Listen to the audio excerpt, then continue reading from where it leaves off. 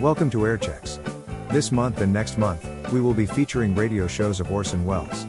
From 1944, here is the first part of the series of the Radio Almanac with Orson Welles.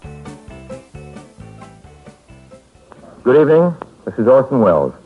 Just saying hello before the show starts. We hope this finds you well and leaves you better. This is your Radio Almanac, the first of a new series. An almanac, you'll remember, usually has at least a little bit of just about everything. And, well, that's us. Mostly we want your almanac to be fun for you, real fun for all of you, wherever you are. This is January 26th, St. Polycarp's Day, and the eve of the feast of St. Chrysostom. There was a new moon yesterday morning at 8:33 at 4 degrees Aquarius. Our astrology department says for me to tell all you Aquarians who were born this week that you're in for a very active year. They want me to say that everything looks pretty good for you. 156 years ago today, the British settled Australia. I mention these things because they belong in an almanac. And here's another interesting item. 3 weeks ago today exactly, Dick Tracy was kidnapped by Flat Top. Homely philosophy and nuggets of wisdom come later, along with Groucho Marx. January 26th, our time, 1944, is the date Groucho Marx appears on this show. At the sign of the Flying Red Horse. I beg your pardon? I said, It's very pretty, but what does it mean? Well, it means we just can't tolerate this sort of thing. You see, I'm from upstairs. My name is Mr. Trivers. Trivers? Oh, yes, the censor. The censor, better known as vice president in charge of... That's dirty. What's on your mind, Mr. Trivers? We've told you a dozen times, Mr. Wells, that there's some things you can't do in radio. Why? What have I done? What have you done? Last week in your love scenes, you were breathing heavy again. I was? Yes, sir. You embarrassed the whole Middle West. Oh, I'm sorry, Mr. Trivers. It won't happen again. Won't happen again? Look what you're doing now. You got red horses flying around in here. Now, Mr. Trivers. You can't do that. The flying red horse is symbolic. It's our signature. It opens the program. Let me show you. The makers of Mobil Oil and Mobil Gas, with their compliments, invite you to join us. If you're not careful, Mr. Trivers, you're going to wear out your Invite you to join us at the sign of the Flying Red Horse.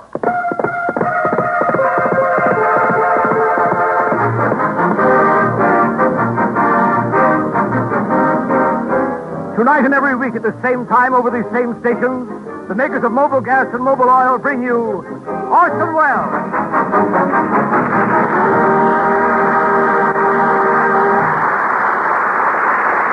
Ladies and gentlemen, this particular new moon is a total eclipse of the sun. But despite the conjunction with the moon's south node, and its opposition to Pluto, which give vent to the foregoing luminaries, behold some very good aspects. Mr. Wells, immediately after this broadcast, you're to proceed to the lobby of the Wilshire Fish Market, which is having its grand premiere. You will remove your shoes, and at 11:55, imprints of your feet will be preserved for posterity in the fresh cement. There's just one other matter. I have to fill out these forms for Social Security. Now, the name is Orson Welles, and what is your occupation? Well, I'm a dispenser of wit and humor. I bring smiles to people's faces. I make the whole world laugh. Mm-hmm. Unemployed? You can say that again.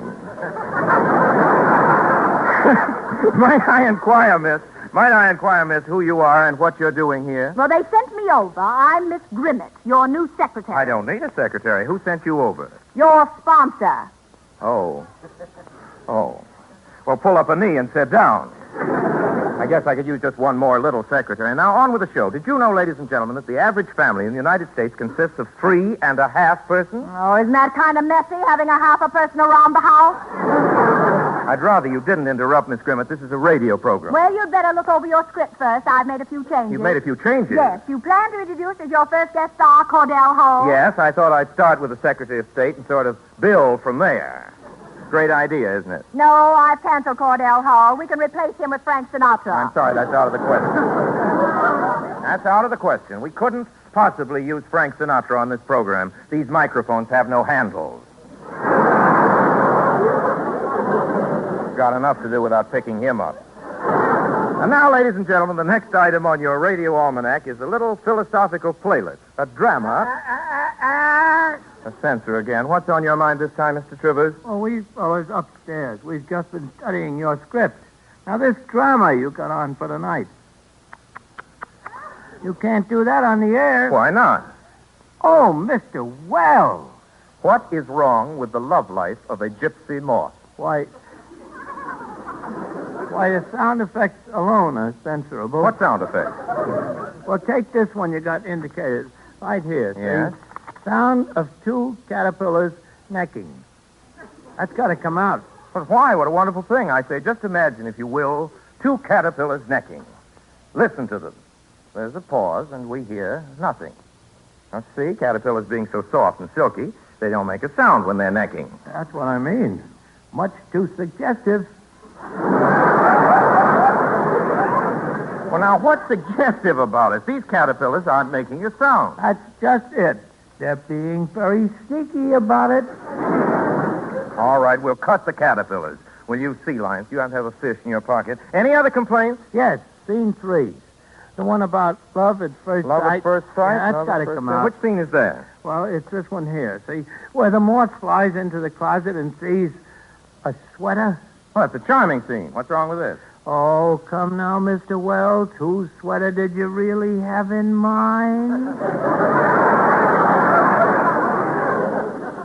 What do you mean? You know very well, Mr. Wells, that when you put a sweater in this story, you were thinking of only one person. And I don't mean John's other wife.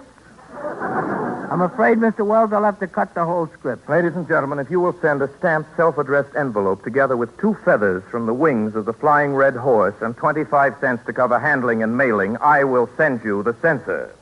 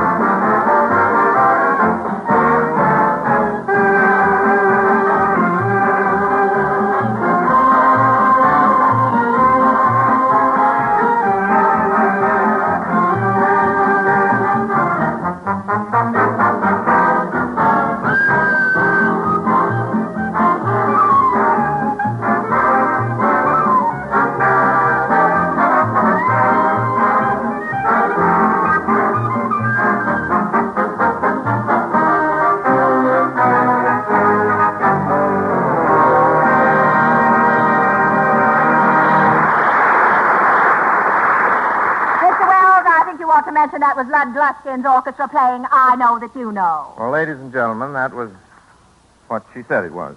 Thank you, Miss Grimmett. I don't know about almanacs, but in every radio show long about this point, a charming fellow walks up to the microphone, beats you over the head with a commercial. You've heard him, says, folks, have you tried Perkins pickles today? Why not? Don't you know that Perkins pickles are tangy? Haven't you heard that Perkins pickles are cram full of squishy goodness? Friends, Perkins pickles are scientifically grown to contain 108 warts per pickle. If Perkins finds a pickle with 107 warts, he throws it away. And remember, Perkins pickles, spelled backwards, reads Selkip Snickrip.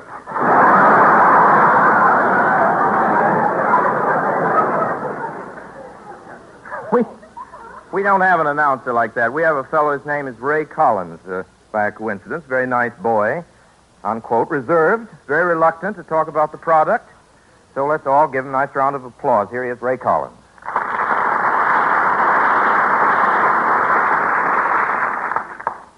Hello? See what I mean. Ray, isn't there something you'd like to say to these lovely people? No?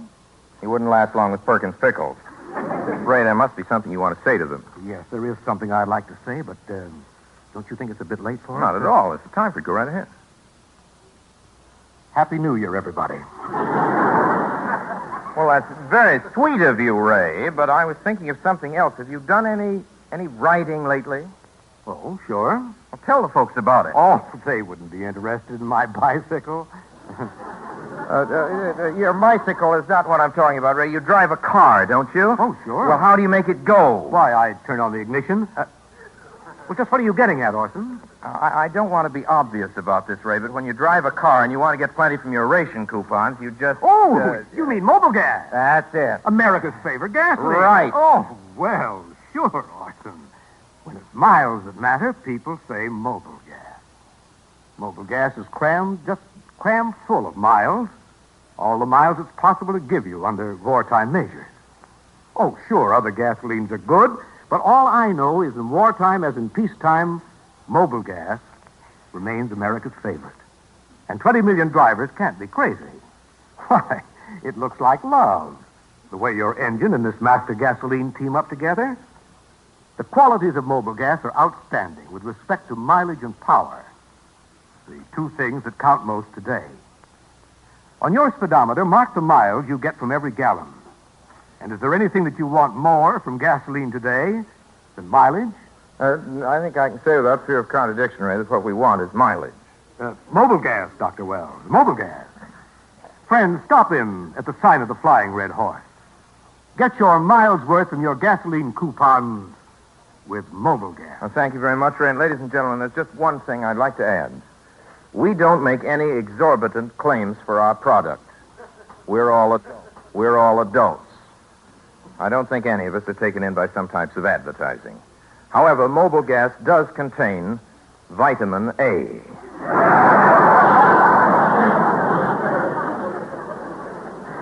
No other gasoline can make that statement.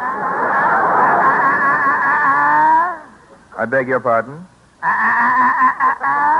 Pardon me, folks. I just found out we can't make it either.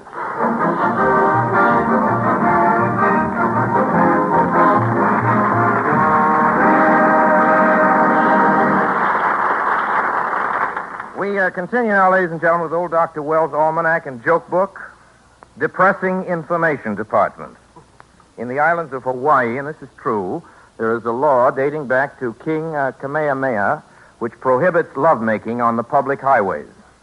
Encouraging Information Department, powdered glass is not poisonous.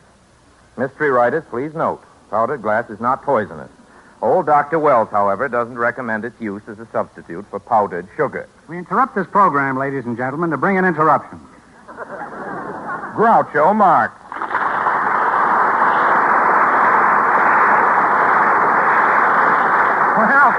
Well, Groucho.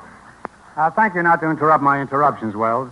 So this is the new Orson Welles program, and you're the new Orson Welles. Well, you don't look new to me. In fact, if I ever saw a used Orson Welles, you're it.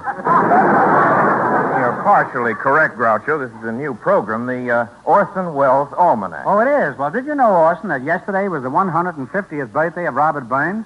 And after writing poetry for all these years, he winds up in Van Buren, Arkansas, playing a bazooka?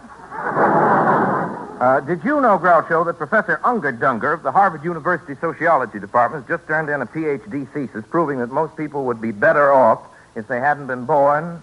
Yes, but that seldom happens to anybody. Groucho, tell me, what are you doing here? Your sponsor sent me over. Oh, you know my sponsor? Do I know your sponsor? He's over at my house every night drinking Pabst Blue Ribbon beer.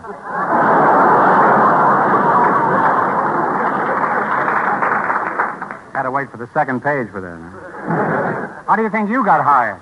Oh, gee, I thought he drank nothing but mobile gas. Now that you're here, Groucho, perhaps you can help me with a problem. Where am I going to live out here in California? Why don't you come and stay with me in Beverly Hills? You're joking. What sort of a neighborhood is it? Judge for yourself. On one side of me lives Betty Grable. Oh, who lives on the other side? Who cares? I take it you're fond of Betty Grable. Well, I lean towards that type. You do? Yeah, I lean towards her, but Harry James keeps pushing me away. To get back to you, Orson, something I'm not crazy about. You'll be crazy about my place.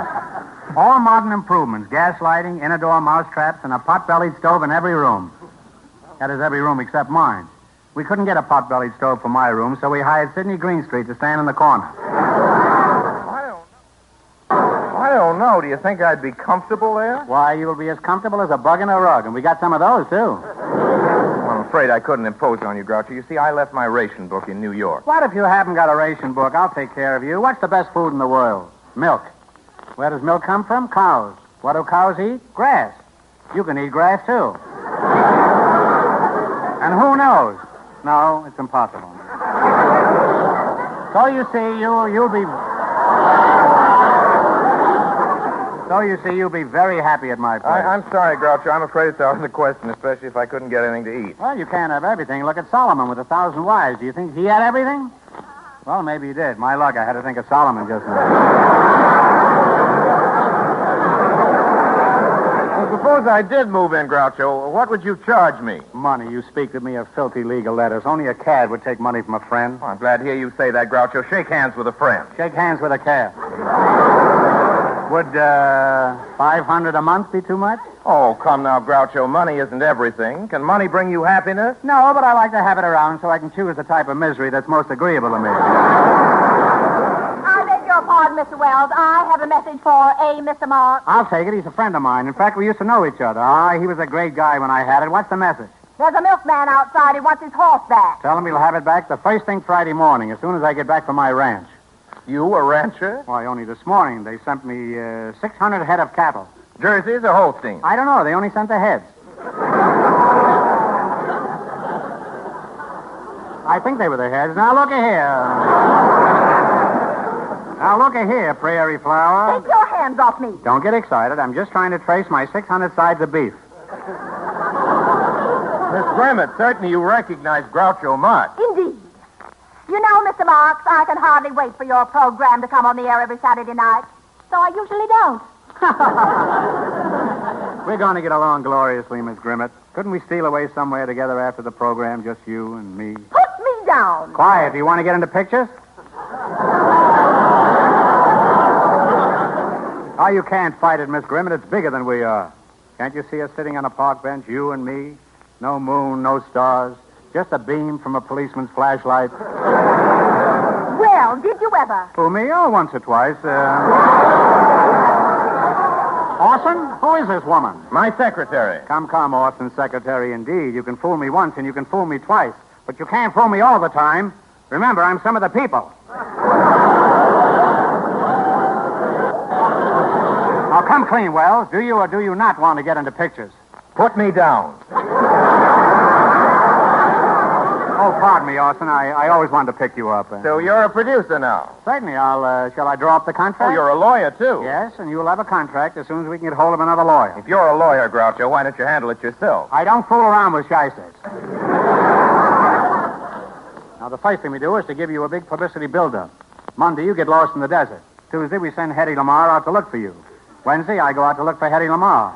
And Saturday... Wait a minute. What happened to Thursday and Friday? I found Hedda Lamar. And don't interrupt. Can't you see we want to be alone? All right, Orson, there's your contract. The party of the first part, hereinafter referred to as Orson Welles, agrees to appear in 7 pictures the first year, 12 pictures the second year, and 18 pictures the third year. Wells, you're fired. Fired? What for? You're making too many pictures. The public is sick of you. Miss Grimmett, my cloak.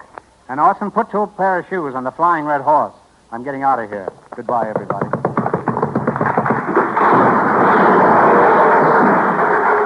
What happened, Groucho? Silly horse. I told him he couldn't wear wedgies.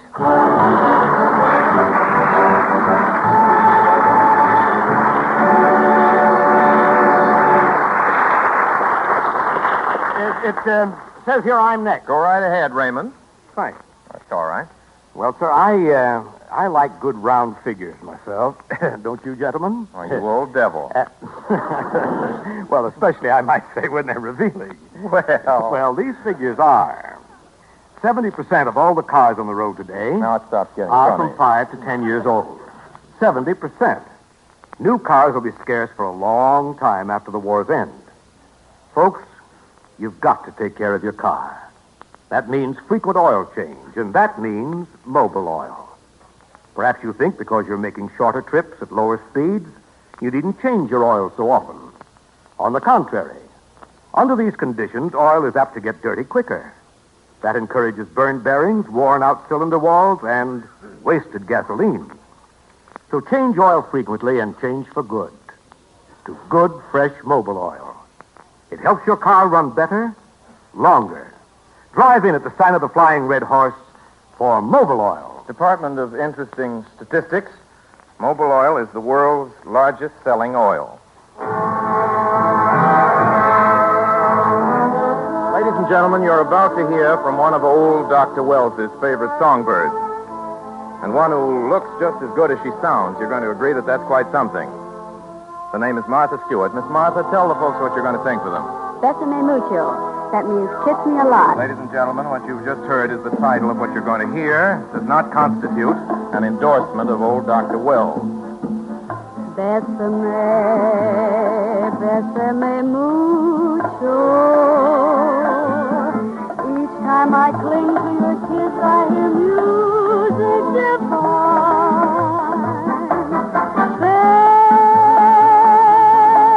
Besame mucho. Call me my darling and say that you'll always be mine. This joy is something new, my arms enfolding you. Never knew this thrill before. Whoever thought I'd be holding you close to me, whispering, it's you I adore. Here it's one, if you should leave me, life will be through and you know you'll be mine.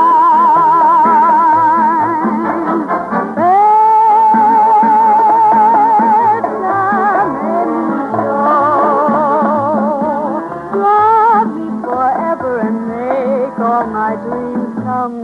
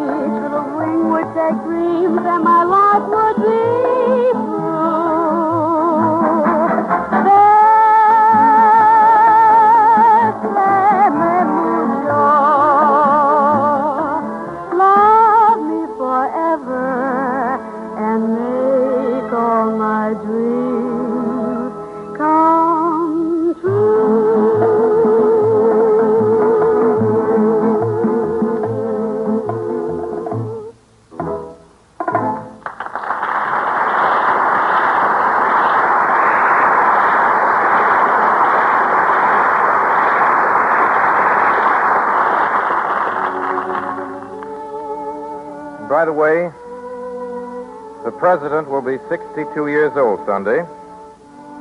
Happy birthday, Mr. President. Here's my dime.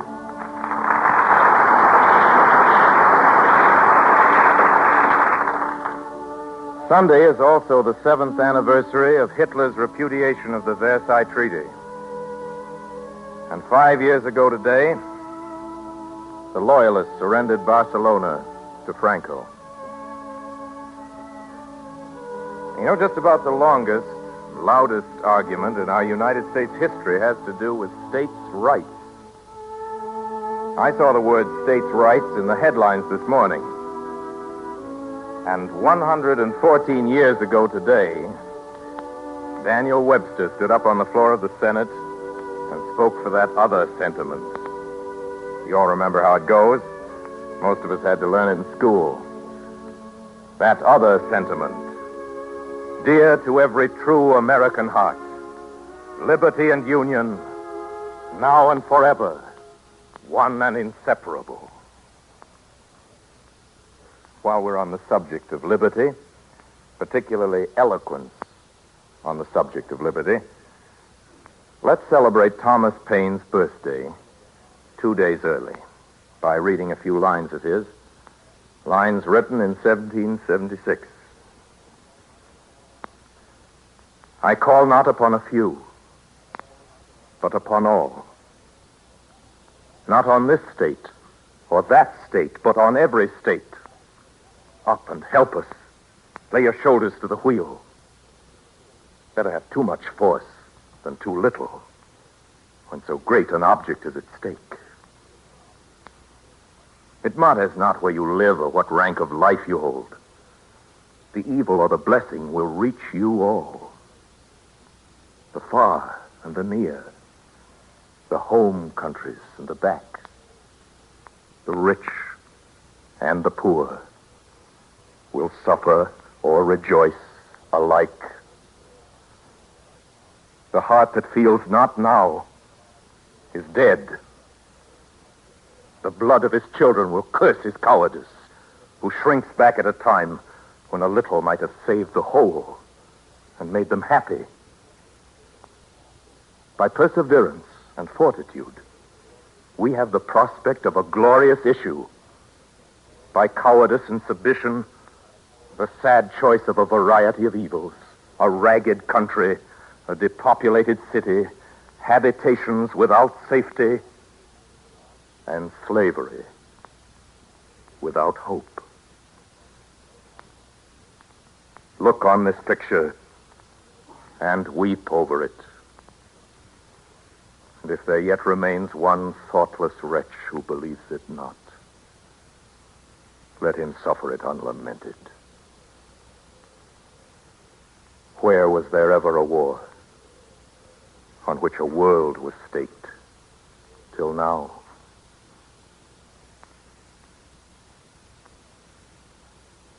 Thomas Paine wrote the words you've just heard. They apply very well to this year of grace, 1944. I think they apply very well to the fourth War Loan Drive. I leave it to you. Now it's time to say good night. And please, if you've enjoyed this program, let us know about it. And more important, if there's anything you like or you think you'd like changed, write us care of this station where your dial will find us next week at this same place on your clock. The makers of Mobil Oil and Mobil Gas, Agnes Moorehead, Martha Stewart, Ray Collins, Lud Gluskin, all of us in the Mercury Theater, want this show to be exactly according to your specifications of a good time. Until then, ladies and gentlemen, I remain as always, obediently yours.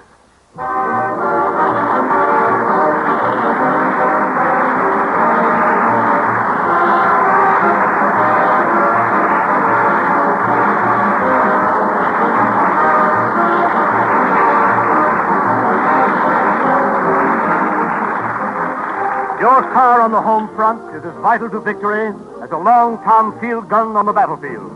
Keep it rolling with expert care at the sign of the Flying Red Horse.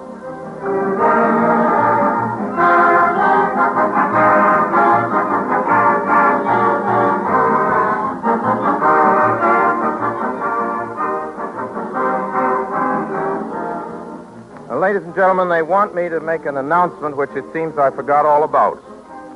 So I'm going to ad-lib it. If you'll excuse me, it won't take a second, but I think we've got just a second. We have a guest next week, and I forgot to tell you that we have one. And he's an old friend of ours, a very distinguished lecturer, a world authority on undersea life, treasurer's reports, and other curiosa of the American scene. I know you'll be as happy as to hear about this gentleman as I am to be able to announce that he is coming with us. The distinguished lecturer, author, and world authority, Mr. Robert Benchley.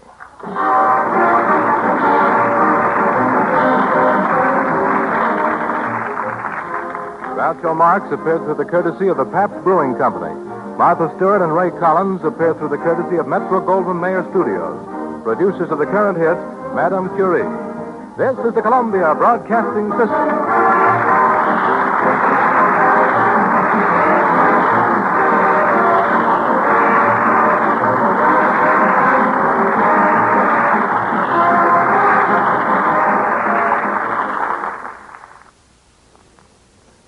Good evening. This is Orson Welles. Just saying hello before the show starts. This is your Radio Almanac for the first week of February. It's a bad time for gardeners, February. By day, it wheedles the buds out of the bushes, and by night, it blisters them. God only knows why this aborted addle-egg among the months, this wayward, leap, catarrhal, sly, and stunted, altogether unreliable month should get another day on leap year. Doesn't deserve it. February 2nd is Candlemas and a very good day for beautiful music. Two of the greatest violinists the world has ever known, Fritz Kreisler and Jascha Heifetz, were born today. Jack Benny was born in March.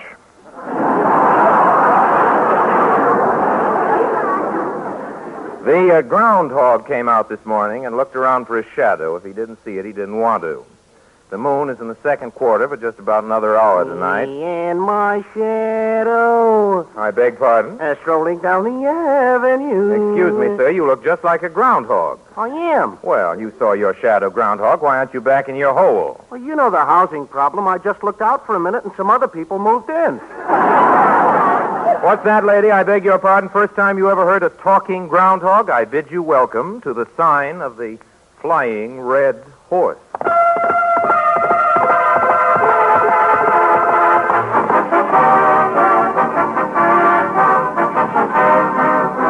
Tonight and every week at the same time over these same stations, the makers of Mobile Gas and Mobile Oil bring you Orson Welles.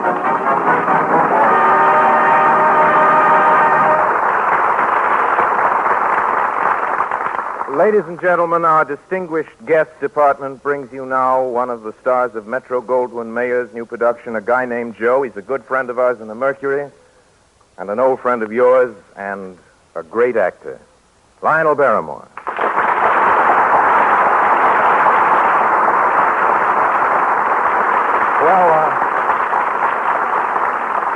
Well, Lionel, or perhaps I should say Dr. Gillespie. Perhaps you shouldn't say Dr. Gillespie, Orson. You know, I'm not really a doctor. I merely act the part of a doctor. Just like you, Orson, can play a part, too. You're not really a comedian. Oh, you've been reading Hedda Hopper. You, Lionel, how can you say I'm not a comedian? Haven't you seen those big ads in the paper? They say, Orson Welles, comedian. Ah, you read it wrong. It said Orson Welles, comedian? Also, I've seen the newspaper criticism of your opening program last week. Oh, the notices in the newspaper? What did they say? Are you still looking for a place to live in Los Angeles? Yes? Well, don't do it.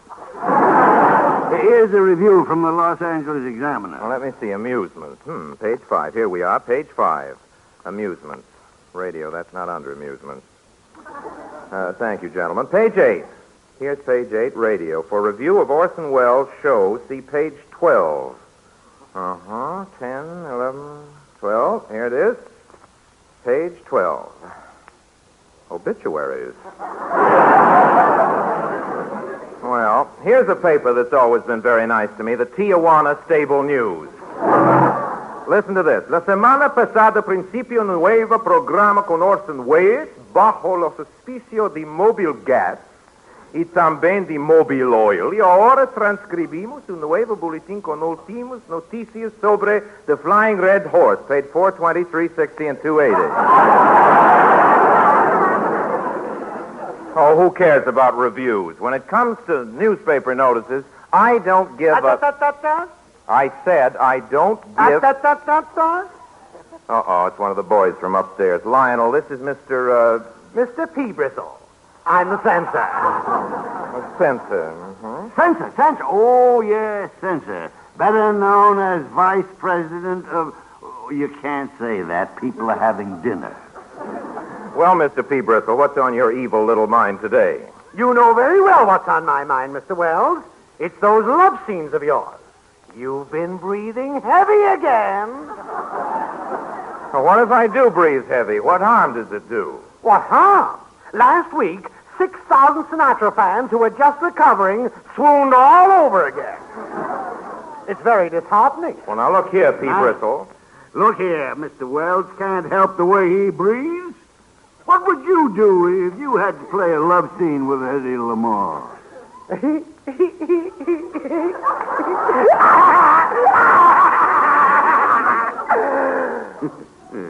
little monster, isn't he? Now, really, Mr. Wells, you're going to have to cut down on the way you heave your chest around. I'm going to have to stop reading Lionel's lines, too. Just how am I going to accomplish that? How am I going to accomplish the feat of stopping to heave my chest around? Well, try breathing with just one nostril. One nostril? Yeah, let's hear it. Say something romantic with one nostril. Or like this? Like this? Mm-hmm. Ah, Petition. Please. Ah, Petition, for years I have adored you with a white, hot passion. With a white, hot passion that is slowly but surely consuming my very vitals. No. Now, even on one nostril, you're out blasting Sinatra. Well, how do you like it, Lionel, with me holding one nostril? Okay. I was holding both nostrils. Mr. Wells, I'm afraid you'll have to stop breathing altogether. Now, whatever gave you the idea there was too much romance in his voice? Oh, I can tell just by watching my wife. The first time she listened to Mr. Wells, she just sort of glowed a little bit. Glowed? Yes, but lately you got her lighting up like a pinball machine. Says tilt, too. Bristol, I'm afraid I can't be held responsible for the voltage of your wife. Any other complaints? Yes, well, this scene here, this has got to come out. What scene? You know, where you show the girl your stamp collection? Yes. Then you start to play gin rummy? Yes. Then you ask her if she'd care for a glass of ginger ale? Yes, what about it? Just what are you leading up to? No, I'm afraid I'll have to cut the whole thing.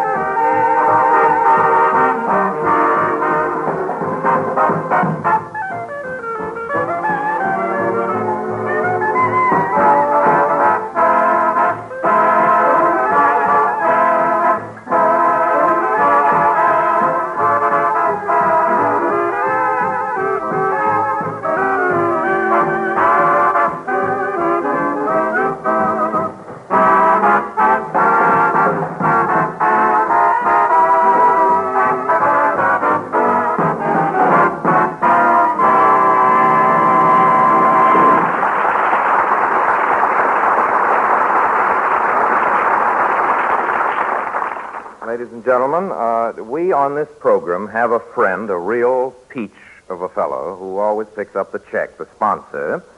Now, this sponsor of ours has been so very nice to us in the Mercury. We took a vote earlier this evening, we members of the cast, and we voted unanimously in favor of allowing a commercial to be heard on this program. There are, of course, many types of commercial announcers. There's the friendly type. You've heard him. Friends. Friends, do you see spots before your eyes? Do your tonsils backfire on hills? Well, pal, light up a Midgie. Midgies come in a choice of 3 distinctive tips: plain, cork, and sandpaper. Smoke a Midgie and file your nails at the same time. You see, friends, Midgies are a rare blend of the finest aromatic Turkish towels. The makers of Midgies found that most smokers throw away the last half-inch of cigarette. I should throw away this script. Throw away the last half-inch of cigarette, and this is a waste of tobacco. That's why Midgies are made 3/4 of an inch shorter. And here's the saving. Midgies are 6 inches in diameter. And remember, friends, Midgies come scented, not like other faintly scented cigarettes. Midgies really smell. Now, ladies and gentlemen, we don't have that sort of announcer. We have, Well, we have Jack Mather, and here he is. Hello? Well, you see, he's almost sulky. Come on, Jack, tell us what the mobile gas you buy today is packed with, and try to be nice about it. Well, everybody knows that mobile gas is packed with miles. You mean the 1944 mobile gas gives you all the mileage that you got from peacetime mobile gas? That's right. Mobile gas today is still the uncontested champ. It's still America's favorite gasoline. Now, mobile gas would like to help you smooth the bumps of wartime driving. So take these tips, folks. 1, when your engine's cold, warm it up for 30 seconds before you drive away. 2, don't tramp on your accelerator. That wastes gas. Press down easy. 3, drive a pace that's neither middle road nor speed nor crawl. You'll get more mileage. 4, don't leave your motor idling. That can eat up gas. 5, this is mine, folks. Switch to mobile gas and get your coupons worth. Get every wartime mile it's possible to give you. Drive in at the sign of the Flying Red Horse. Drive out with mobile gas. Don't go, lady. There's another commercial later in the evening. Thanks, Jack. There's one thing I'd like to add. We don't make any wild claims for our products. We realize our listeners appreciate honest advertising. However, mobile gas does contain sulfanilamide. Quiet, P. Bristle. Your motor will never catch pneumonia.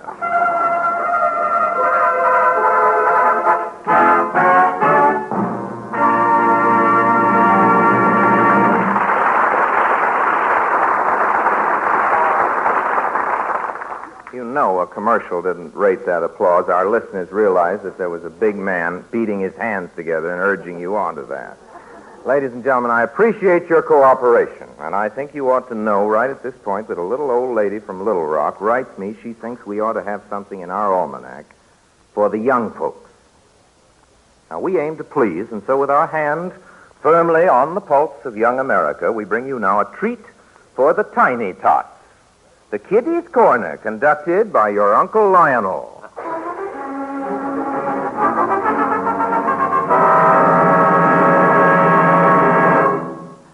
Good evening, kiddies. You know how Uncle Lionel loves you, little kiddies. Oh, by the way, Jackie Criveltaver of 134 South Flores Street, he has a 5th birthday today. Congratulations, Jackie. Now, if you'll just run down to the cellar and shovel all the coal out of the bin, there's a surprise for you near the wall. Now, go ahead, Jackie. When he gets the coal all shoveled out of the bin, will he be surprised? There ain't no present there at all. And now for our bedtime story. Now, hang on to your seats, my little darlings. Your Uncle Lionel is going to scare you green. Kiddies, your Uncle Lionel is turned aside to make his lightning transformation into the character of a rootin'-tootin' old horse and buggy doctor. So we'll start without him. Our story opens in a dentist's office. A young man, our hero, enters and seats himself in the chair. Rip him out. What? Rip 'em out. But your teeth seem perfectly good. So is my money. Pull him out. But it wouldn't be ethical to pull out healthy teeth unless there's a reason for it. Pull him out. And so the dentist pulls them all out, and the young man is equipped with his temporary grinders, which he sucks at and gnashes and pays for with almost his last dollar. He goes out, gets into his roadster, and drives out of town as if pursued by the finance company, as he certainly would be if they caught sight of him. At nightfall, I'll say that again, as he certainly would be if they caught sight of him. Thank you, Mother. At nightfall, he arrives at that part of the country where old, miserly uncles live in remote, dilapidated farmhouses. Our young man is fortunate in possessing one of the oldest and richest of these uncles, whose house is the remotest and most dilapidated of all. Arriving at this secluded dwelling, our hero drives up before a porch upon which no money has been squandered for years. So much the more in the old sock. What do you want? The young man is horrified to see a plump blonde whose mouth is wide and red, a slice of watermelon. She is dressed in what might be called a nurse's uniform, but the fact that her garters are bright puce and magenta causes him to wonder if his dear uncle is getting the very best professional care. Good evening. I have driven all the way from the big city to see my poor, dear, bedridden old uncle. I did not expect to see so charming a nurse. Oh, yeah? At this moment, a peculiar sound, like the croaking of giant bullfrogs, arises in the dim depths of the house. This is the good old uncle himself vociferating toothlessly. The old boy knows very well that his relative is after money, and he is eager for the pleasure of turning him down. My dear uncle, what a pleasure it is to see you again. But why are you so thin and pale? You're not so rosy yourself. Hard work, uncle. It isn't easy to make good these days without any capital. Don't you drink anymore? No, uncle, I never drink now. Well, that's tough. In that case, I can't ask you to join me.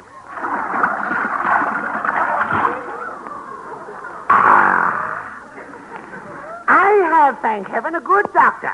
A typical tough, bluff, hard-hitting, straight-shooting country doc of the old school. We call him the horse and buggy doc. He recommends me this as medicine. I suppose you still have your frolic with the girls? Girls, what an odious suggestion. It's years since I've even looked at a girl. That's too bad. The old horse and buggy doc has up-to-date view. It was he who sent me Birdie. And turning to the nurse, who happens to be arranging the old man's pillows, he gives her a certain sort of caress, such as is far better imagined than described. Hey, don't go away, Birdie. I'm coming back, honey boy. No wonder, my poor old uncle, you are so thin and pale. No paler than you, and you're half my age. Well, perhaps your doctor is right. His system is costly. I suppose, dear uncle, you would not care to give me a little money. No, I would not. I thought as much.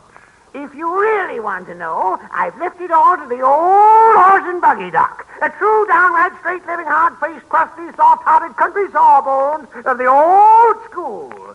And you cannot imagine how agreeable his treatment is to me. Is that really so? Fortunately, I have made my plans against just such a contingency. Allow me, my dear uncle. Here, the young man twitches the pillow from his uncle's head and presses it over his face. The old uncle gives a kick or two, but what with one thing and another, there's very little life left in him, and soon that little is gone. The nephew undresses, borrows his uncle's nightshirt, then stowing the shrunken body under the bed, he climbs into uncle's place between the sheets. Finally, placing his false teeth into a clean pocket handkerchief, which he has brought especially for that purpose, our hero leans back upon the pillows, the very spit and image of the old man. Birdie! Birdie! Why, honey boy, where's your worthless nephew gone? Well, it just slipped out for a stroll. I've misjudged that young man. I want you to send for the lawyer so that I can do him justice in the will. Why, Daddy, what's made this change in you? Change? Well, there's no change in me, my dear, except perhaps I feel my latter end approaching. Otherwise, I'm just the same. And to reassure her on this point, he gives her a friendly little caress, exactly as his uncle had done.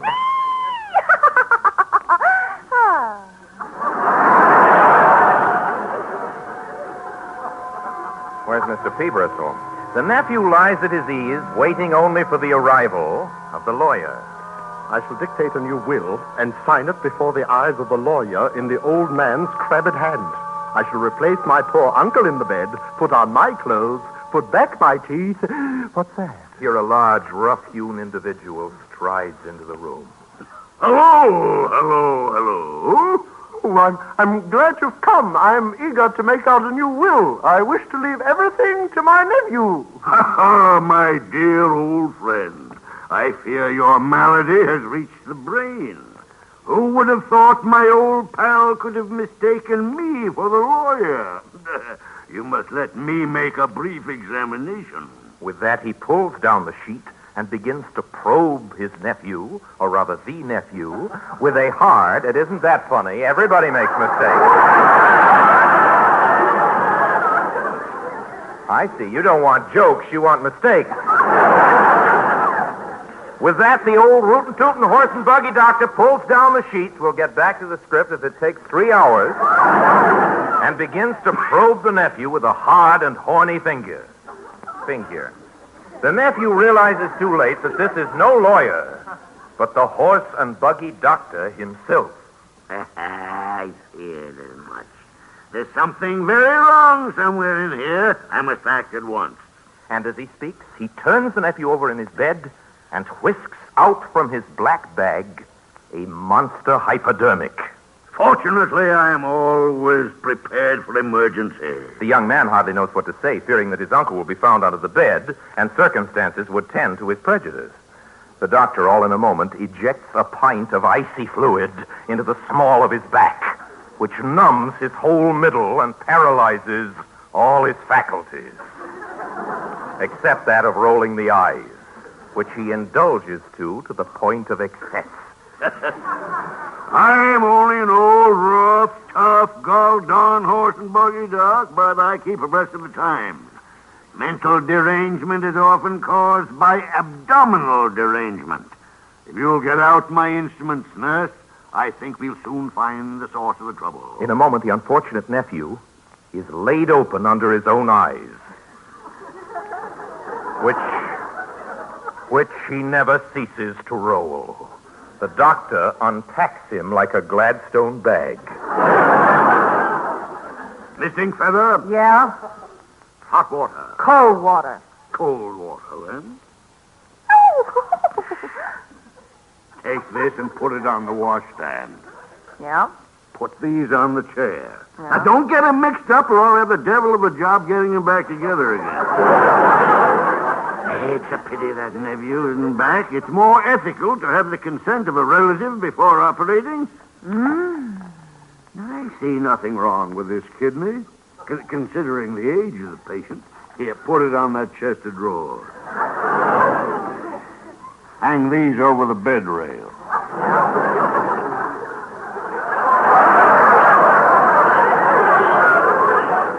Hold the candle a little closer.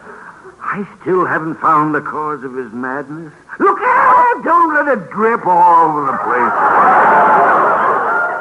It's hardly hygienic. Anyway, he certainly is crazy. He wouldn't think of leaving his money to that scalawag of a nephew. It's just as well you let me know, my dear, instead of bothering the lawyer. When this is all over, we'll take a little trip together. Saying this, he gives the nurse a caress similar to that which both uncle and nephew had bestowed on her. The sight of this causes our hero to roll his eyes for the last time, and next moment, he is a goner. Ah, dear me, I fear we've lost our patient. Well, after all, I did my best for the old boy, and he remembered me in his will. Just think, had he lived, he might have altered it. Hand me over those things, will you, dear? Thanks. I'll put them back, roughly, into position. Nephew will be back shortly. I reckon he'd hate to see him lying around, I'm sure. Thank you, my dear. Thank you. And so the rough, old, typical, tough, bluff, hard-hitting, straight-shooting, rootin'-tootin', rusty-crusty, rip-snorting, gall-darn horse and buggy doc and Bertie the nursey lived happily ever afterwards. Good night, kiddies.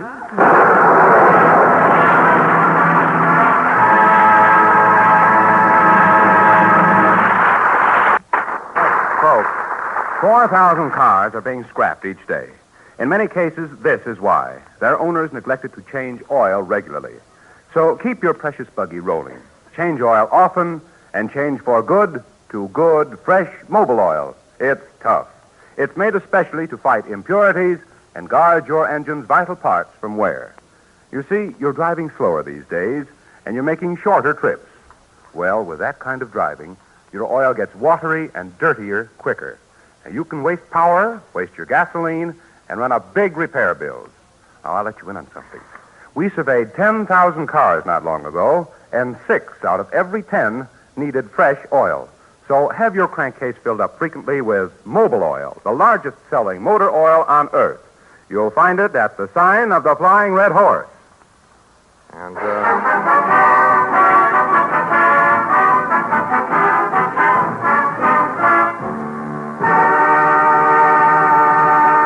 That was Split Second Lud Gluskin and his Merry Melodians, ladies and gentlemen.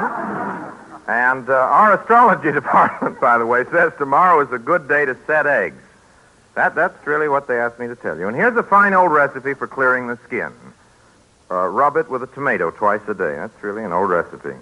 This being an almanac, Lud Gluskin, if he can pull his little scripts together, is celebrating with a Victor Herbert song the anniversary of Victor Herbert's birthday.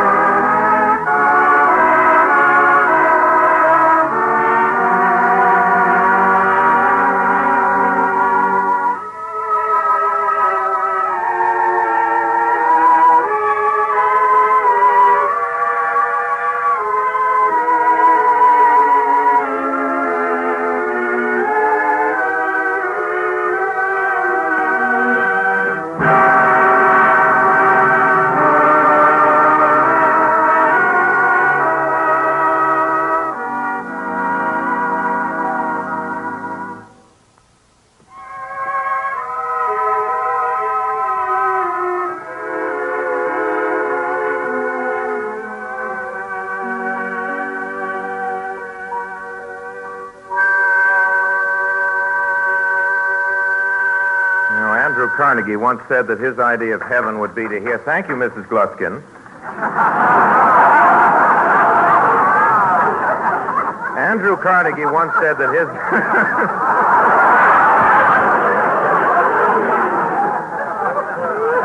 Stick around. We'll think of something funny yet. Andrew Carnegie... This was supposed to be a touching moment, too. Andrew Carnegie once said that his idea of heaven would be to hear Victor Herbert twice a day. And let's hope it turned out just the way he wanted it. And right here is where you're supposed to applaud Mr. Gluskin. Please do so.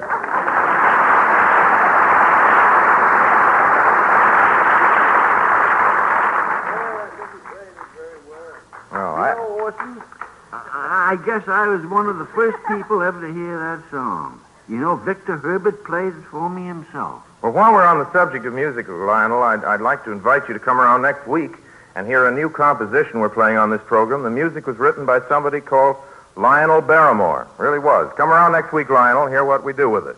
I'll be here, Orson. I'll be here. Now go on with your almanac. Well, Friday, I think, is a better anniversary for national celebration than George Washington's birthday. 155 years ago Friday, George Washington was unanimously elected our first president.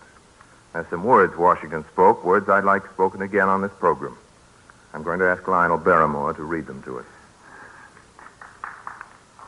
Citizens by birth or choice of a common country, the name of American belongs to you.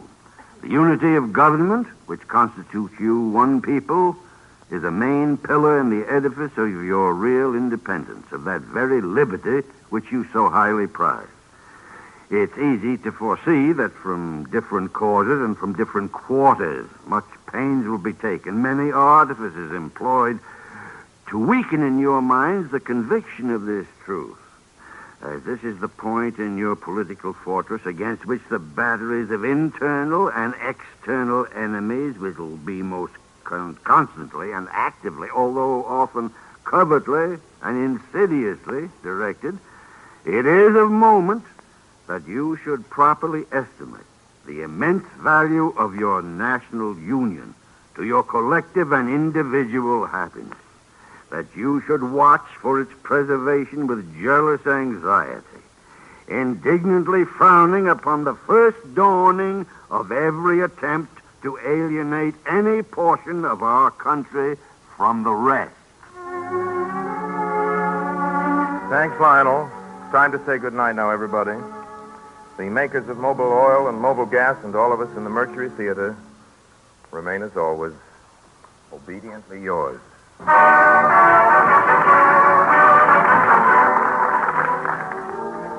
This is the Columbia Broadcasting System.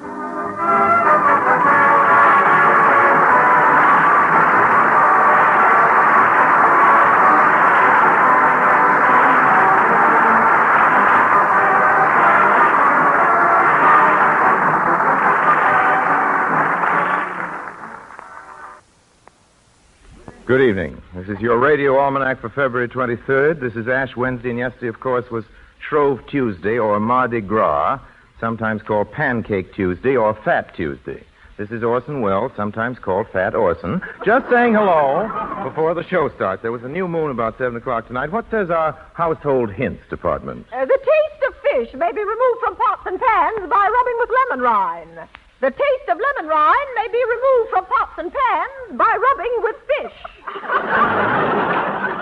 Thank you, Prudence Pratt. Professor Frugalizer? Scientific information. Dew does not fall on the grass. It doesn't fall anyplace. Dew form. Pardon? Dew form. Weather report. Here in California, it's been forming cats and dogs. Dr. Snake Oil? Hot mustard poultices applied frequent will prevent a cold in the chest from getting up into the head. Now, to prevent a cold in the head from getting down to the chest, tie a knot in your neck.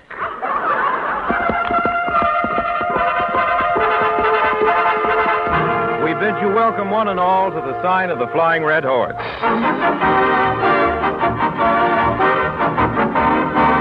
Tonight and every week at the same time over these same stations, the makers of Mobile Gas and Mobile Oil bring you Orson Welles.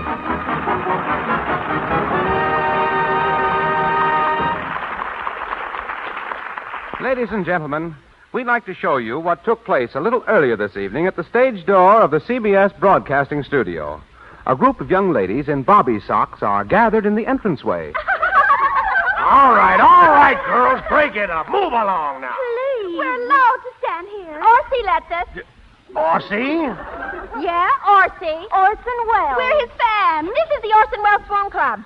Okay, just make a little less noise. He's a meanie. When do you think Wellesy will be coming along? His program's on the air any minute. Aggie, what are you doing over there by Orson's car? I'm patting his fender. Gee, Orsie's got the most beautiful fenders in Beverly Hills. Here he comes now. It's Wellesy. Well, if it isn't the Orson Welles Swoon Club. Yahoo! My dear fans, I bid you welcome. Well, girls, what's the membership? What's the membership of the Orson Welles Swoon Club this week? We lost 2 members. What? You mean we're back to 3 again? Who'd we lose them to? Bella Lugosi. I see. Well, look here, I'll tell you what, as an added incentive, to the girl who brings in the most new members, I shall give a prize. Oh, a prize? Yes. Goody. Oh, what kind of a prize? What'll it be? Well, I'll leave it to you girls. What do you think would make a nice prize? 2 tickets to the Sinatra program. Aggie, this is treason. I didn't mean it, Wellesy. It just slipped out. Well, I knew I could count on you, Aggie. I shall favor you with a pat on the back.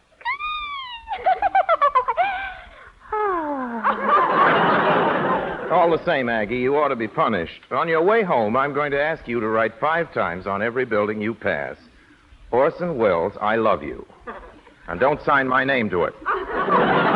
Well, girls, there's only a few of you, but I'm sure you're happier shrieking over me than you ever were shrieking for Sinatra, aren't you? Yeah, but Frankie, don't twist our arms. Aggie? Orsie's cute, isn't he? Isn't he? Huh? Yeah. That's right, Aggie. I guess all of you girls have seen that wonderful picture, haven't you? That wonderful picture that's playing now, the one with Joan Fontaine in it. Oh, yes, well, dozens of times. Dozens? What picture is that? Come, Aggie. I just can't remember the name. Oh, try. Force yourself. Let's see. Joan Fontaine and, hey, was the fellow who played opposite her Solid Murder? He was terrific. You remember the name now, don't you? Why, sure. Charles Boyer and the Constant Nymph. Aggie. It just slipped out. Well, goodbye, Wilson. Hey, girls. My show goes on in a minute. Aren't you coming in to hear the program? We're going to the Palladium. Aggie. To watch the dancers, please. Yeah. you know, Wellesley? Those rug cutters and shaggers and Lindy Hoppers. I get a big kick out of a hopper. I get a big kick out of a hopper. Hedda Hopper. Gee, I know. In her column, she said your program didn't get any laughs. Yeah. Yeah, maybe I ought to wear one of her hats. Isn't he cute? Isn't he? Isn't he? Huh? Yeah. Thanks, Aggie. Thanks. Mr. Wells. I know, Sonny. I'm due on the air. Goodbye, girls. This is important, Mr. Wells. Covered a mistake in the Einstein theory. Well, girls, I'd like you to meet a member of our research staff. He's just a kid. Well, he's only 9 years old, but he works on our program. This is little Noel Bupperman. How do you do, young ladies? Did you know that Einstein claims the proportion of variation in cosmic displacement can be ascertained by the formula n7 plus 2tn divided by infinity cubed times ls MFT? Really? Did he get any on him, huh?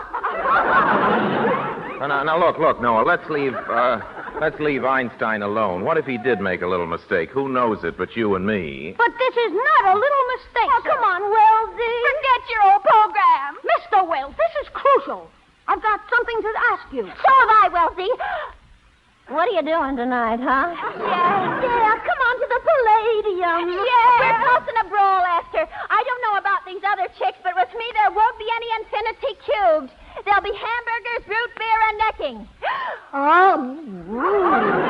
Necking? Necking is a colloquialism. I know. A colloquialism employed to describe many of the cornier aspects of lovemaking.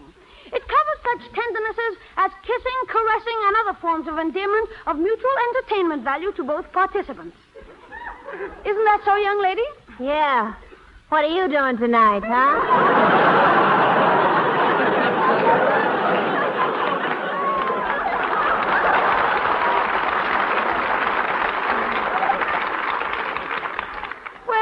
Thank you for the invitation, but I'm past those carefree days.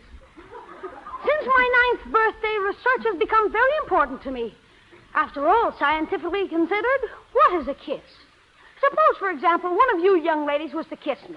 All right, there. Now, my contention is... Sonny! What's the matter, Sonny? To be 7 again. Where are you going, Noel? Back to my study. Just me and my memories. Mr. Wells, you're on the air. Well, I've got to get on into the studio, but don't you take it too hard, Noel. After all, the whole world is ahead of you. You're young. Always remember, Sonny, you're living in a land of opportunity where anyone can grow up to be vice president.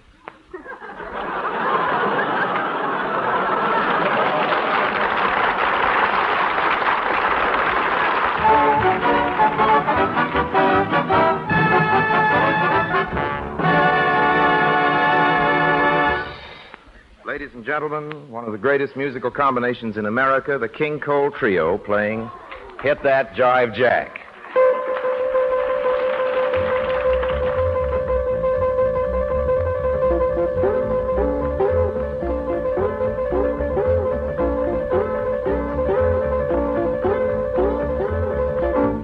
Hit that jive jack, put it in your pocket till I get back. I'm going downtown to see a man and I ain't got time to shake your hand. Hit that jive jack, put it in your pocket till I get back. Time and time waits for no man and I ain't got time to shake your hand. Standing on the corner, all full of jive. But you know that you're my boy and I'll always give you 5. Da-da-da-da. Hit that jive jack, put it in your pocket till I get back. I'm going downtown to see a man and I ain't got time to shake your hand.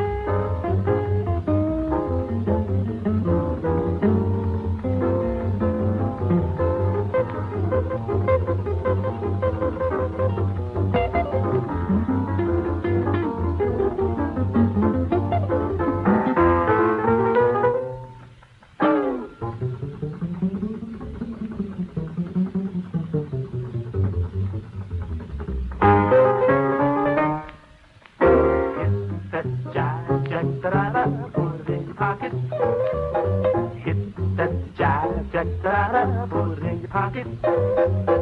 Hit that jive jack, da-da-da, put it in your pocket.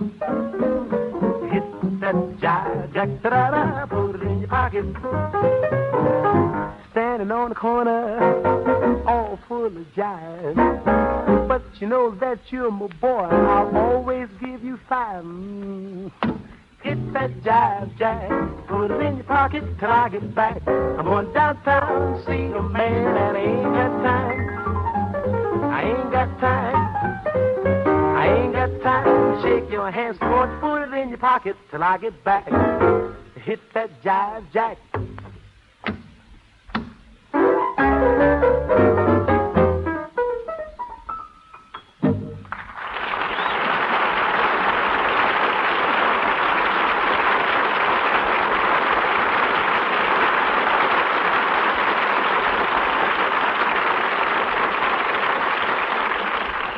You're listening to your Radio Almanac, ladies and gentlemen, and an almanac brings you a little bit of just about everything. Now, right here, for example, we bring you once again the housewife's guide and mentor, Prudence Pratt.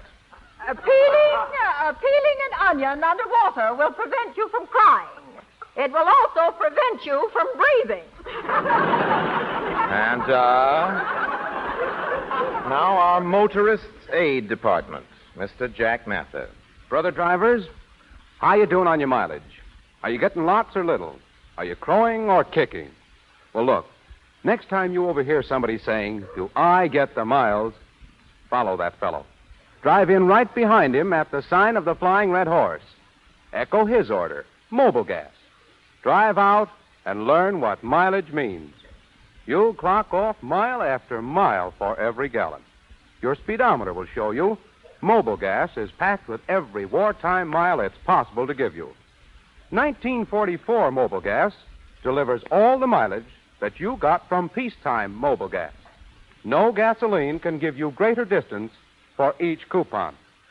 Try it driving to the war plant. Try it going into town. Try it in your truck or on your sales route. And you'll say, "Do I get the miles?" Absolutely, folks. From the Redwood Highway to Times Square, mobile gas is America's favorite gasoline. Prove why. Drive in to your mobile gas dealers. Honest, you'll come galloping back for more mobile gas. Thank you, Mr. Mather. And Miss Pratt, I see you have something more for the ladies. A new cork dropped into scorched gravy improves the taste of the gravy. New gravy on scorched cork will not improve the taste of the cork. Uh-huh. Thank you, Prudence Pratt. Dr. Snake Oil? If you rub it with wet starch, there'll be no discoloration on a bump.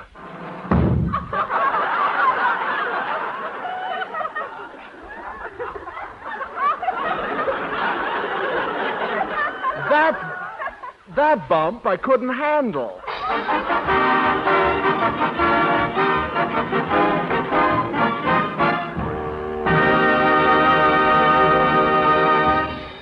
For the past few weeks, Miss Hedda Hopper, the noted Hollywood columnist, has been taking various assorted pot shots at your obedient servant, who has gallantly decided to extend the privileges of his program to Miss Hopper, aforesaid, to give her the chance to air her curious views before a larger audience.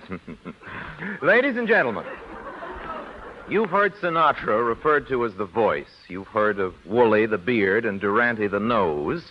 We bring you now Hedda Hopper the hat.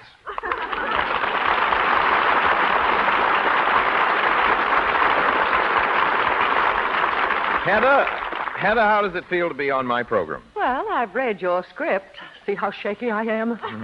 I've read your column. Look how shaky I am.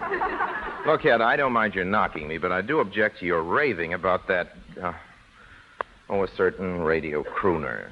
What certain radio crooner? Oh, I don't care to mention his name, but I'll give you his initials. Frank Sinatra. Oh, I'm sorry, dear. Everybody thinks he's terrific. You know, a sailor friend of mine took his girl to see a Sinatra picture last night, and she swooned 3 times. Once on account of the picture. Oh, really? Oh, darling, what they like about Sinatra is he's so effervescent and bubbly. So is 7-Up. You get 2 cents back on the bottle.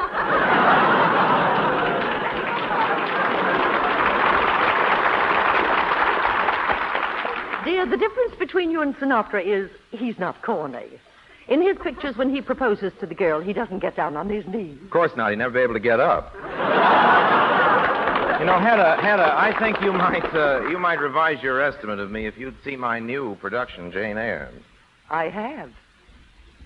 Well, Joan Fontaine plays the title role. Yes, and you play the part of Mr. Rochester. How do you like me? Well, the fellow Jack Benny's got plays it much better. Hedda, it's common gossip why everyone knows my studio is grooming me as their number one leading man and lover. You mean they've given up on Sidney Green Street? Oh, let's face it, Orson. You've got as much romance as a salmon going downstream. Yeah, but you ought to see me going up to spawn. Hedda, I just don't know how you can say I'm not romantic. Well, in that picture, Jane Eyre, when you kissed Joan Fontaine, I didn't feel anything. Maybe you were sitting too far back. You say you don't like me as a lover, Hedda. What do you suggest I do? Well, frankly, I don't know, Orson. Why don't you change your name to Lassie and go home? Hedda, it's easy to criticize, but let's have a constructive suggestion. Now, take this radio show. How can I make myself your favorite comedian, short of having you on every week as a guest star? You know, I married a comedian, and I know how hard it is to be funny. You've got to have confidence, Orson. As you stand there by that microphone, you've got to keep saying to yourself, I'm the funniest man in the whole world. Go on, use your imagination. Well, I've always felt I didn't need to be funny, you know. My lovable nature, my winsome little ways, ready smile, and my sweet personality, and my bread and butter. And what do you do for your meat and potatoes? Hedda, just for the fun of it, name something you do like about me. Well, I always enjoy it when you say obediently yours, because then it's all over. Hedda, there must be something else. Well, dear, you do read poetry divinely. Oh, poetry. You mean like, breathes there a man with soul so dead who never turned around and said, not bad. You see, that's what I mean. Those jokes of yours, oh, brother. Oh, now, really? Listen to that kind of a program. Well, Hedda, here's a telephone book. I'll just pick a telephone number at random. Here's one. Now, let's see. Rescue 96970. Hello? I'm sorry to bother you, miss, but what radio program are you listening to? Orson Welles, and he's wonderful. Well, thank you. And what time are you coming home, Orson? 10 o'clock.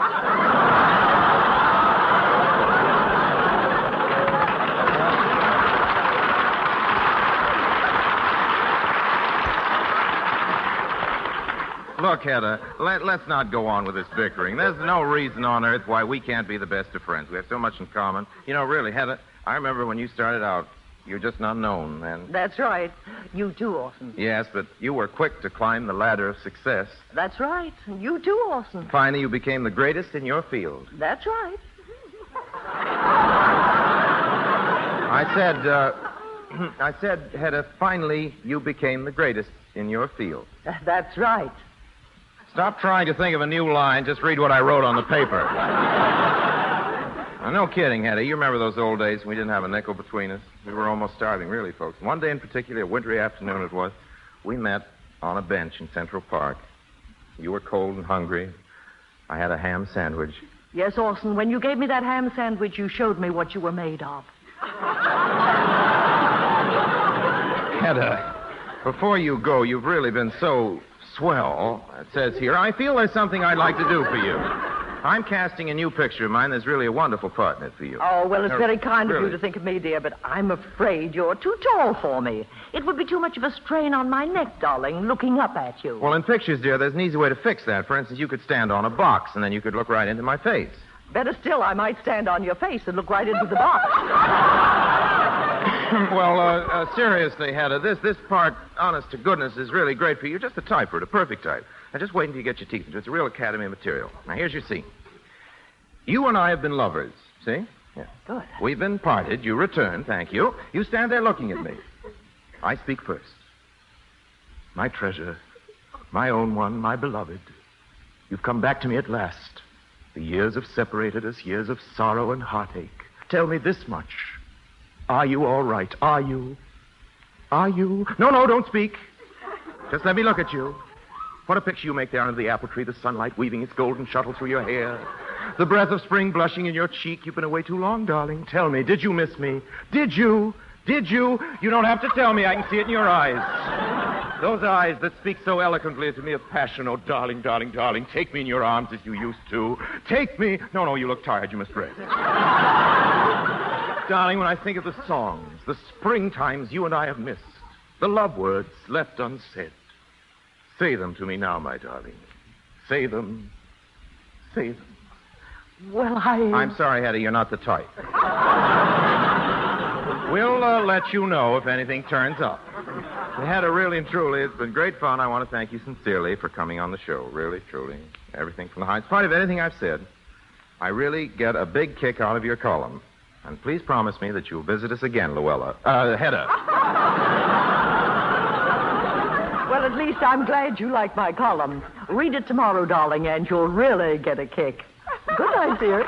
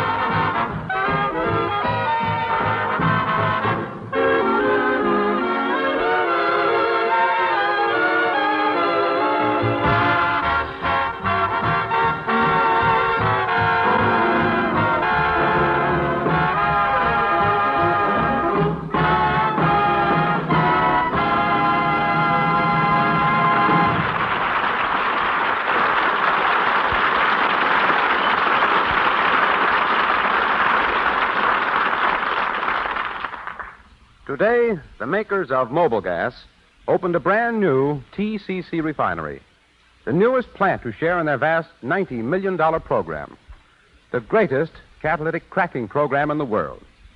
The home of this refinery is Torrance, California. Today, right this minute, flowing from this new plant is a super gasoline, an aviation gasoline. Indirectly, it will deal a death blow to the enemy. From this refinery is being produced a sensational new super fuel. It's called Flying Horsepower, and it gives new power ingredients to 100-octane aviation gasoline. Flying Horsepower means our planes will take off faster, climb much higher, go lots farther, and can carry heavier bomb loads. Flying Horsepower gives an Allied pilot that vital edge when life's at stake, when the issue is, will his plane or the enemy's come home? Friends, we're humbly grateful we can make this contribution. And after peace rings out, the power ingredients of Flying Horsepower are coming to your car in Mobile Gas at the sign of the Flying Red Horse. Your Radio Almanac brings you now a moral maxim. Few men have virtue to withstand the highest bidder. George Washington said that. Yesterday was his birthday. George Washington was the 8th president of the United States. A lot of you may not believe that, but he was. Look it up if you want to. George Washington was the 8th president of the United States. He was, however, the first president elected by popular vote. All the difference in the world is in those words. Popular vote. And just 12 years ago yesterday, Adolf Hitler became a German citizen. Just look what he's done for his country in 12 years. Now I'd like to read you a little story from a book called The Sword and the Stone by T.H. White, a fanciful account of the creation of the world. People often ask as an idle question whether the process of evolution began with the chicken or the egg. Was there an egg out of which the first chicken came, or did a chicken lay the first egg? Well, the first thing created was the egg. When God had manufactured all the eggs out of which the fishes and the serpents and the birds and the mammals and even the duck-billed platypus would eventually emerge, he called the embryos before him and saw that they were good. Perhaps I ought to explain that all embryos look very much the same. They're what you are before you were born. Whether you're going to be a tadpole or a peacock or a man, when you're an embryo, you just look like a peculiarly repulsive and helpless human being. Now, the embryos stood up in front of God with their feeble hands clasped politely over their stomachs and their heavy heads hanging down respectfully. And God addressed them. He said, "Now look, you embryos, here you are, all looking exactly the same. We're going to give you the choice of what you're going to be. When you grow up, you'll get bigger anyway, but we're pleased to grant you another gift as well. You may alter any parts of yourself into anything which you think would be useful to you in after life. For instance, at the moment you can't dig, anybody who'd like to turn his hands into a pair of spades or garden forks is allowed to do so.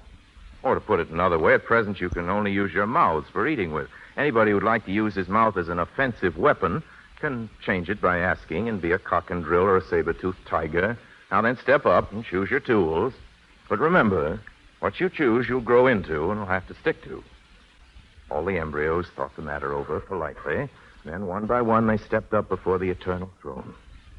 They were allowed 2 or 3 specializations, so that some chose to use their arms as flying machines and their mouths as weapons or crackers or drillers or spoons, while others selected to use their bodies as boats and their hands as oars. The asking and granting took up 2 long days. They were the 5th and 6th. At the very end of the 6th day, just before it was time to knock off for Sunday, they got through all the little embryos except one. This embryo was man. "Well, our little man," said God. "You've waited till the last, slept on your decision. We're sure you've been thinking hard all the time. What can we do for you?"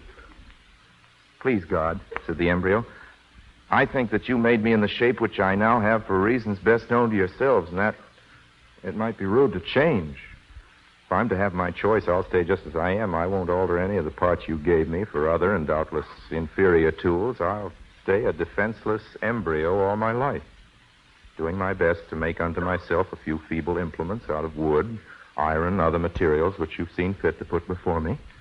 If you want a boat, I'll endeavor to construct it out of trees, and if I should want to fly, I'll put together a chariot to do it for me.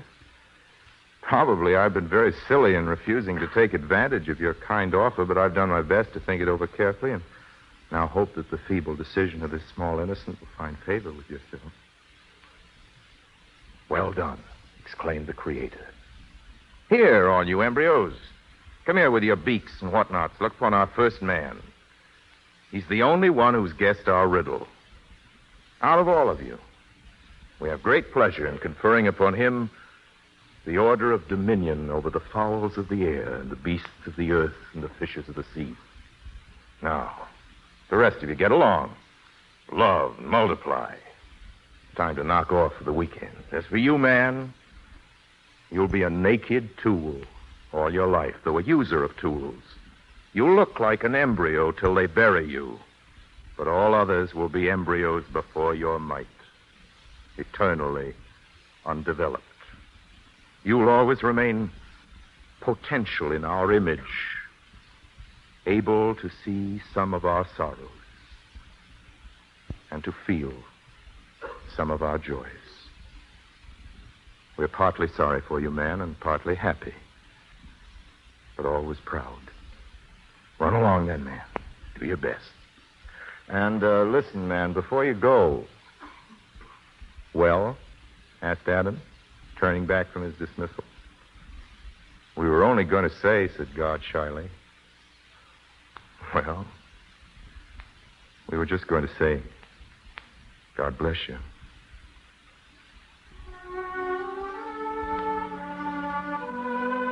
Time to say goodnight now. I hope you'll join us next week. Until then, my sponsors, The makers of Mobile Gas and Mobile Oil and all of us remain, as always, obediently yours.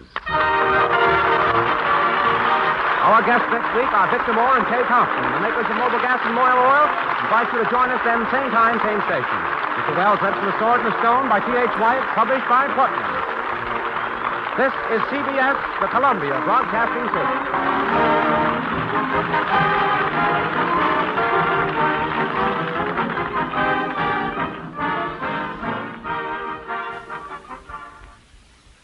Good evening. This is Orson Welles, just saying hello before the show starts. This is your Radio Almanac for St. David's Day, the day after Leap Year Day, 1st of March, 1944.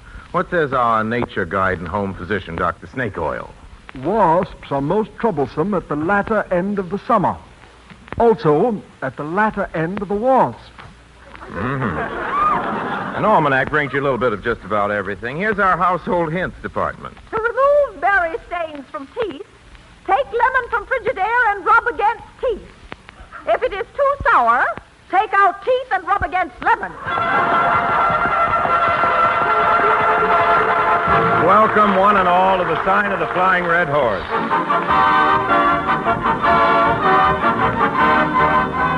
Tonight and every night, at the same time, over these same stations, the makers of Mobile Gas and Mobile Oil bring you Orson Welles.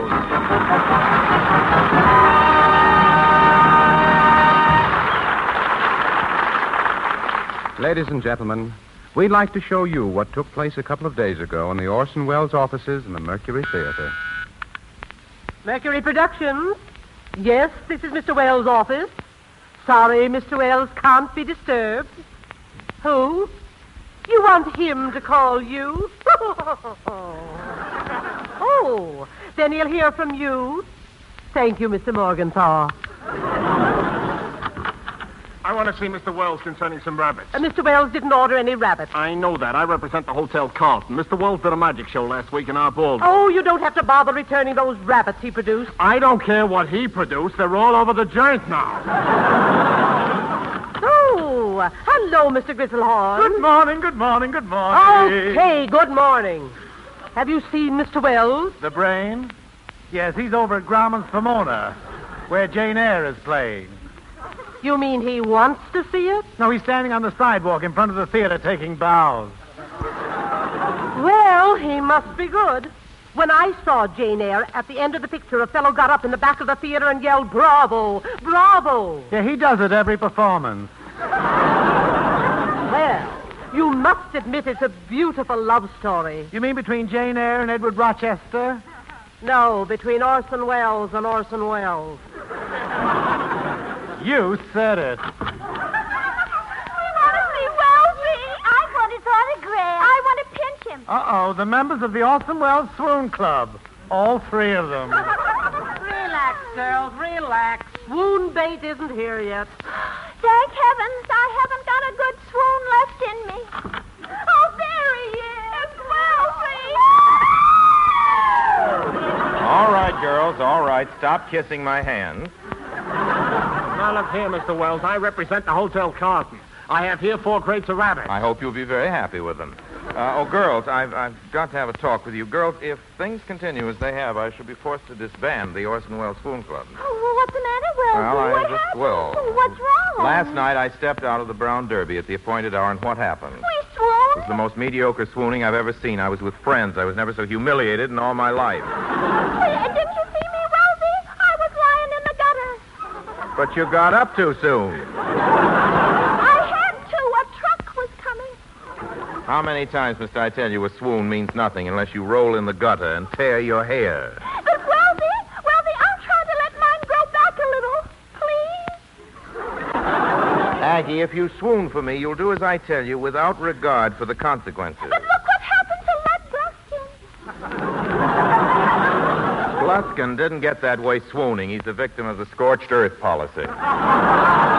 Very well, girls, you may go now. Oh, thanks, Wellsy. If you hurry, girls, if you hurry, you'll be just in time for you know what. Aggie. I can't help it, Wellsy. I just can't sit through Jane Eyre again. Well, it's a wonderful picture. I know, but 84 times is too much.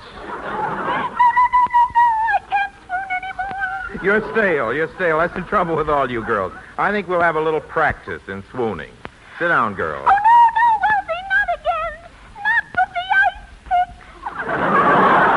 ice Be pick. seated, girls. We must rehearse. Ready with the ice picks, Mr. Gristlehorn? Ready. Ready what? Oh, ready, master. All right, girls. I shall open this door as a signal that I am entering. 1, 2... Oh, don't get up, girls. I'm not Frank Sinatra.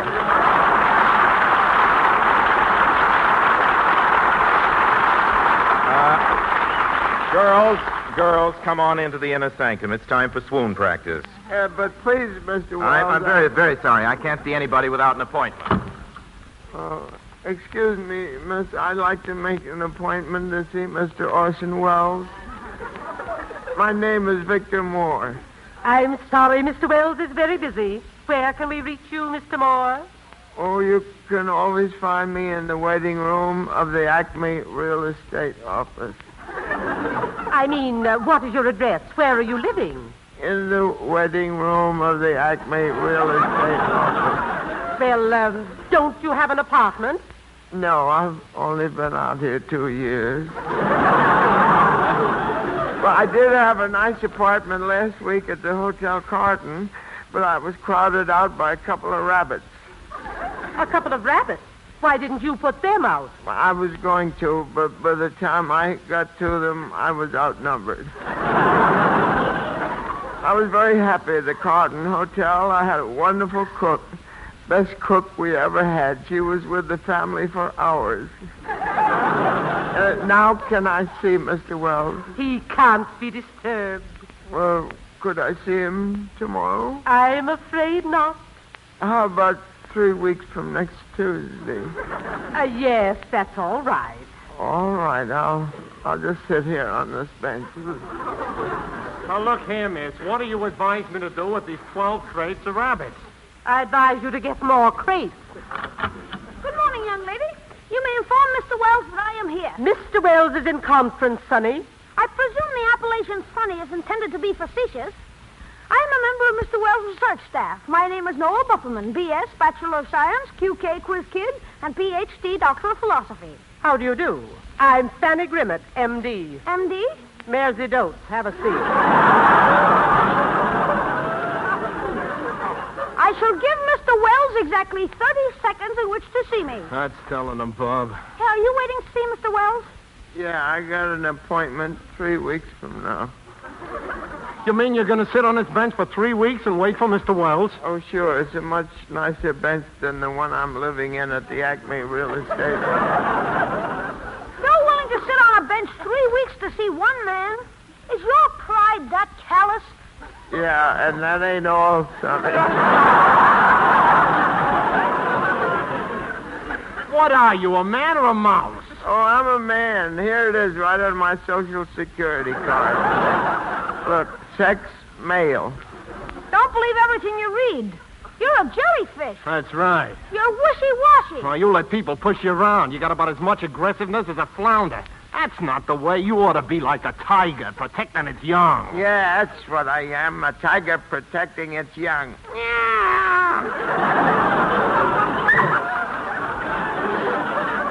That's it. Get tough. Yeah, if anybody imposes on you, tear him limb from limb.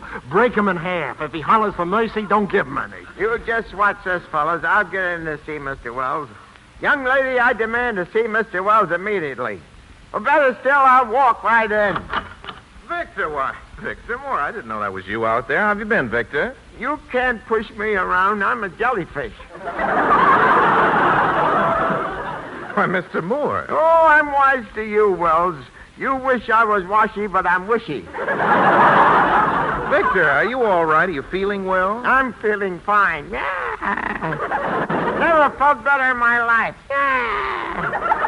Let me get you some bicarbonate. Well, you can't bulldoze me, Wells. What do you think I am, a tiger? Well, I'm not. I'm a flounder protecting its young.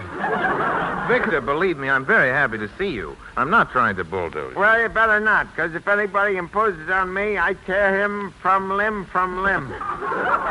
I break him in half. And if he hollers, let me go. Yes? Eeny, meeny, miny, moe. I seem to see a pattern here. Methinks I detect the fine Italian hand of one Noel Bupperman. Have him enter, Mr. Gristlehorn. You sent for me? Yes, Master Bupperman. Hey, Mr. Wells, what am I going to do with all these rabbits? Take them home for Easter. I think I ought to explain that this is a comedy program, ladies and gentlemen. Last week we didn't tell the people it was a comedy program. Of course, we told them afterwards, and they laughed all the way through Gabriel Heater. We better get back to the script. Take them home for Easter. Master Bupperman, have you been poisoning the mind of Mr. Moore, making him unhappy with his lot? Yeah, so why not? We've stood enough, Wells. This is revolution. Jellyfishes of the world, unite! You got nothing to lose but your jelly. Hooray! The tree of liberty grows only when watered by the blood of tyrants. That's right. You're a tyrant, Wells. And when watered by the blood of tyrants, you know what happens? What? A tree grows in Brooklyn. Now, look here, Wells. You're not dealing with tigers. You're dealing with rabbits. And furthermore, what do you want me to do with all these rabbits?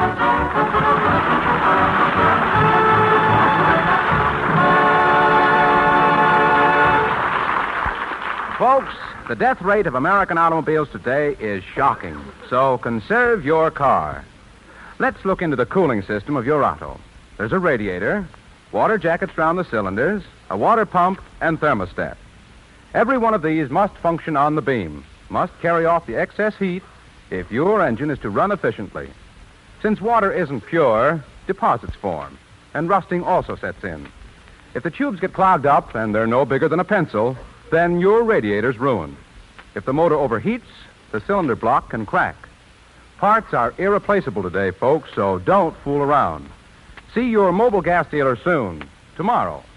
Have him flush your radiator and clean out that scale and rust with Mobile Radiator Flush. It scours and cleans each tiny tube. That's the cure. Now, the preventive. Mobile Hydrotone. Have this poured in to prevent new rust and scale from forming in your radiator for months to come. See that your car gets a break and not a breakdown. Take off to the sign of the Flying Red Horse. Ask for Mobile Radiator Flush and Mobile Hydrotone. Ladies and gentlemen, you like the King Cole Trio so much, we brought them back again. Here they are.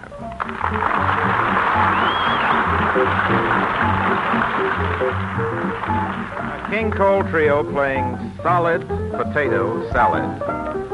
Some folks like their taters liney, some prefer French fries. But I like mine fixed with mayonnaise, coleslaw on the side. Solid potato salad, that's solid salad, Jack. Solid potato salad, boy. Take a plate, fill it up, and bring it right back. Solid potato salad, and let's have no yak-yak. Solid potato salad, boy. Take a plate, fill it up, and bring it right back. The farmer said to the spud, your skin looks slightly pallid, so I'll dig you later, bud. For some solid potato salad, solid potato salad, that's solid salad, Jack. Solid potato salad, boy. Take a plate, fill it up, and bring it right back.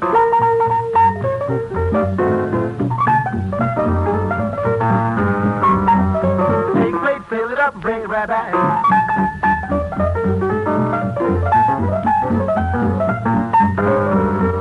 Take a plate, fill it up, and bring it right back.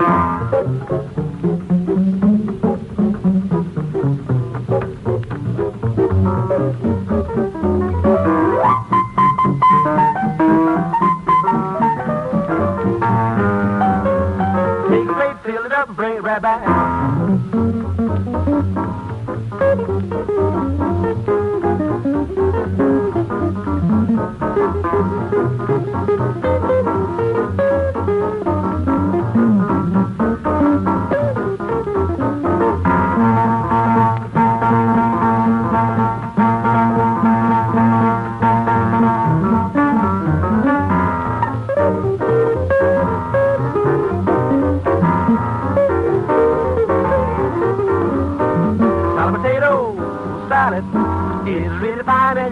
Solid potato salad, don't hesitate, go get a plate for it's all gone. The farmer said to the spud, Your skin looks slightly pallid, so I'll dig you later, bud. For some solid potato salad, solid potato salad. That's solid salad, Jack. Solid potato salad, boy. Take a plate, fill it up. Take a plate, fill it up, bring it right back. Take a plate, fill it up, bring it right back.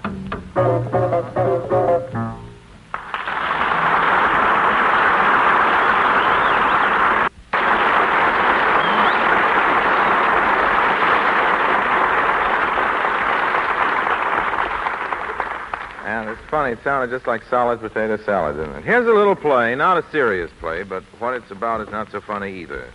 You'll understand when I tell you the scene is laid in a fascist country, and the hero is a little man who wouldn't do what he was told. I adapted it from a story by Ludwig Bemelmans. Ladies and gentlemen, with your kind indulgence, Mr. Victor Moore in Sacre du Printemps.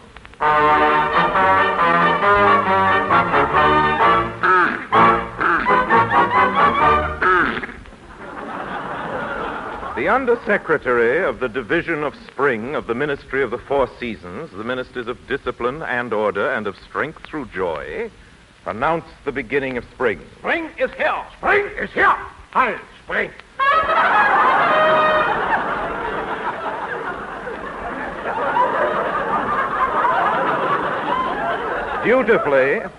Dutifully, with dispatch and promptness, there appeared blossoms in their proper colors on all the trees in the land.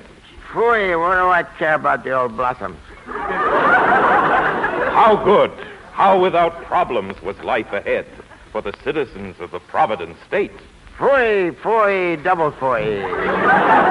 The railroad ran extra trains to take each and every citizen out into the spring. There were first-class carriages with red plush upholstery and cerise curtains. There were second-class compartments with green herringbone sailcloth. Third-class A with wooden seats, softwood tailored to conform with the curves of the body. And third-class B with hard wooden benches, non-conforming. And sixth-class carriages to stand up in. How about seventh class? Enemies of the government and scoffers told of a seventh-class carriage that had no floor. Just a roof and sides in which the passengers had to run along the tracks. This, of course, was not so. Besides, there were no enemies of the government. Yeah, how about me? The Ministry of Justice had run all enemies of the government into the ground or successfully converted them. It ain't converted me. That is, all but one man. That's me. The outsider, the one. That's me. By name Krotzig, Emil. That's me. Who walked alone in his own disorderly path. I'll say I do. Emil Krotzig gets me. There is a long official report under K. Krotzig, Emil, and the leaves of the official notebook of Policeman Umlauf, pages 48 to 55, carry the story of the sad end of the incorrigible insubordinate Emil Krotzig. On the sunlit morning of a green May day, when all in the city went out to take deep breaths and sing in the new light-flowered prints designed by the Ministry of Dress and Underwear, Krotzig caught a cold in his head. The government doctor made the diagnosis. Stay in bed. Oh, I will not stay in bed. And in violation of the doctor's orders and with a high fever, he ran to the city hall. Policeman Umlauf observed him. Aha, the end is near and Herr Krotzig is coming to heal. In the city hall, Emil Krotzig passed by the bureaus of birth, taxation, and marriages and properly opened the door to room 54 on the second floor. Is this the Bureau of Funerals? It is. I want to order a funeral. Aha. Well, I will show you our illustrated booklet. Now, this is the first-class funeral, but it is not for you. First class is composed of the wagon, first class, rubber tires, 6 horses. There is besides a bishop and 2 priests, a band, the bells of all the churches ring. There is a salute of guns, incense, and 12 golden candelabra are used with scented beeswax candles. Just what I always wanted. That is not for you. Huh? Here we have the second-class funeral, 4 horses, 3 priests, but no bishop, incense, the bells of half the churches, no guns, and plain unscented candles. I like scented candles better. That is not for you. Now we come to the third-class funeral, a different wagon, as you see, but also very nice. 2 horses, 2 priests, no guns, incense, a male quartet, and a very nice grade of candles, not beeswax, but scented. But that is not for you either. Why not? Never mind. Well, I don't see why. With the first-class funeral, we have one priest, one singer, 2 horses, and 2 altar boys, incense, and 2 candelabras with candles.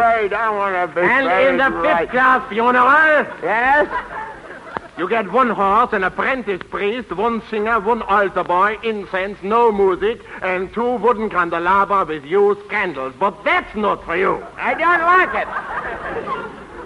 Finally, the 6th-class funeral. Here again you get the wagon, the black horse, no singer, no altar boy, 3 used substitute wax candles, and a divinity student.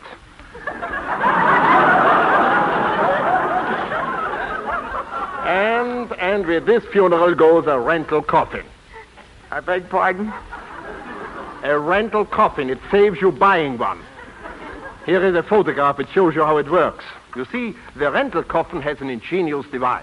I see. 2 doors at the bottom open when a lever is pulled. Once occupied and having been carried to its destination, the coffin is opened at the bottom and the occupant is dropped into the grave. So the rental coffin can be used over and over again. That's the 6th class, eh? Well, can you show me anything else? That is as far as we go.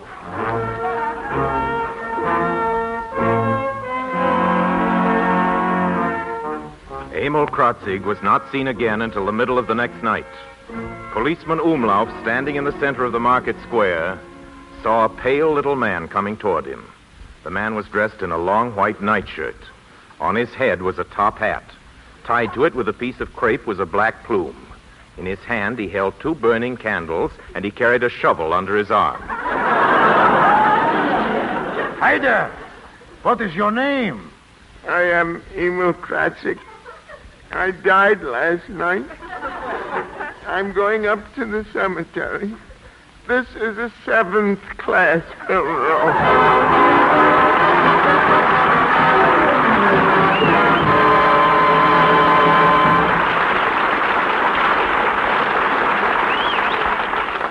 Folks, if you've got rosy dreams of getting a new car when war is over, wake up. Brand new buggies will be scarce for long, long after peace rings out. In the meantime, honestly, it's staggering the way American cars are going out of service. Every day, 4,000 more cars hit the junk heap. What's sending autos to the ash can in this wholesale fashion? In too many cases, absolute neglect of oil. Letting oil get worn, dirty, and thin. That, folks, leads to wear. That leads to breakdown. What's your answer? Change oil frequently and change to good, fresh Mobil oil. This famous motor oil is specially processed, custom built, to guard your engine's vital parts against corrosion, wear, and sludge formation. Mobil oil is free-flowing and protective. It clings thoroughly and works to keep your engine clean and running smoothly. Keep your car in working order. Keep it rolling. Pull over to the sign of the Flying Red Horse. Get your crankcase filled up to the full mark with the world's best seller, that Lulu of a lubricator, Mobil oil.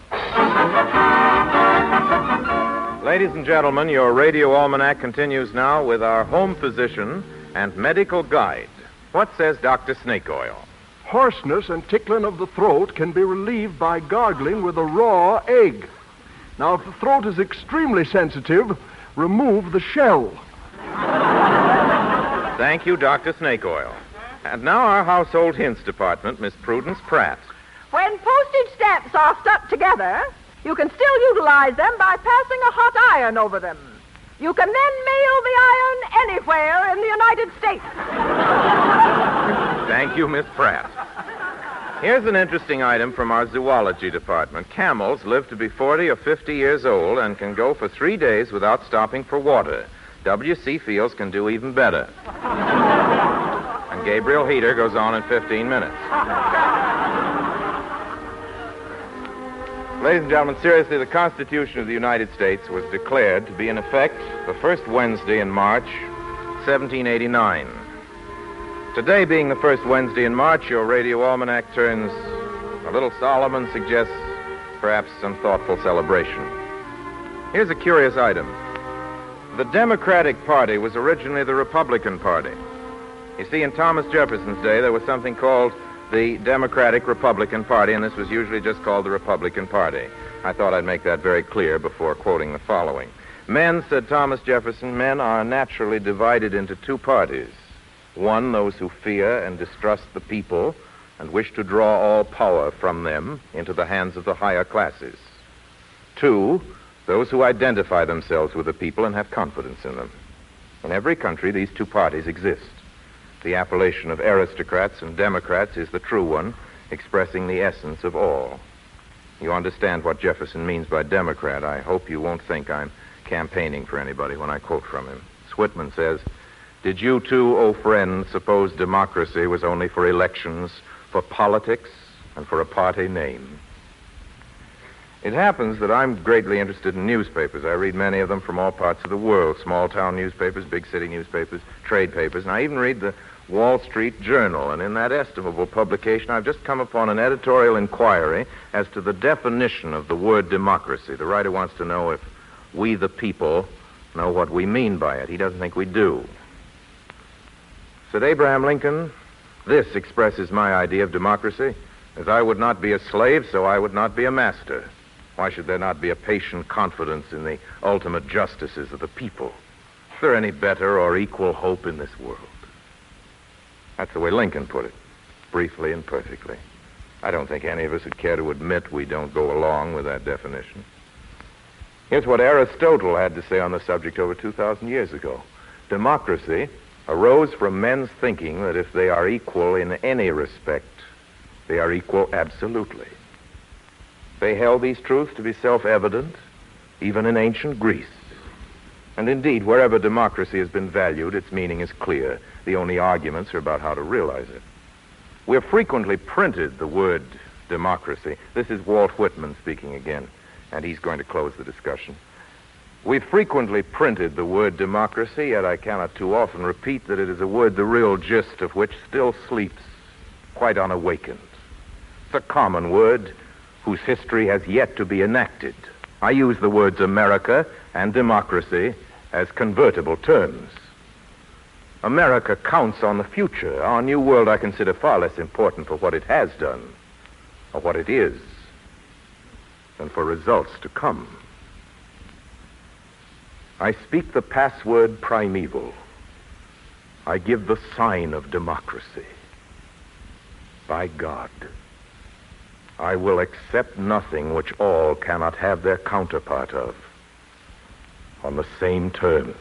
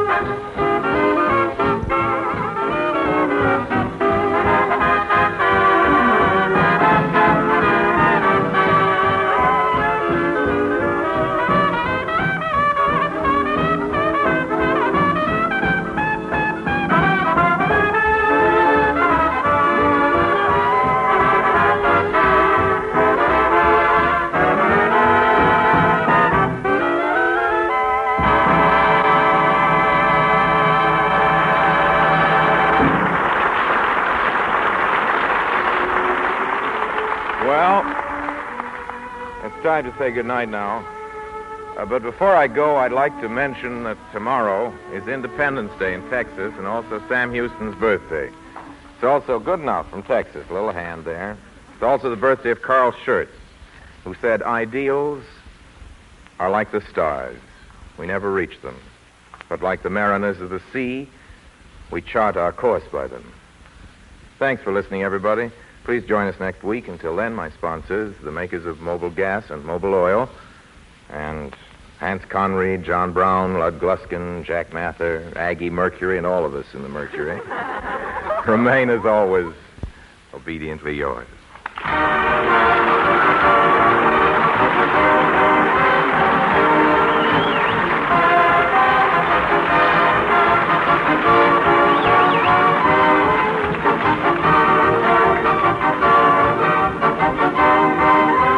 The makers of Mobile Gas and Mobile Oil invite you to listen in next week, same time, same station, to your Radio Almanac. Mr. Wells' guest is Lucille Ball. Victor Moore appeared through the courtesy of Paramount Pictures, whose current release is Lady in the Dark. Sacre de Printemps by Ludwig Bemelmans was taken from the book Small Beer, published by Viking Press. Jack Mather speaking. This is CBS, Columbia Broadcasting System.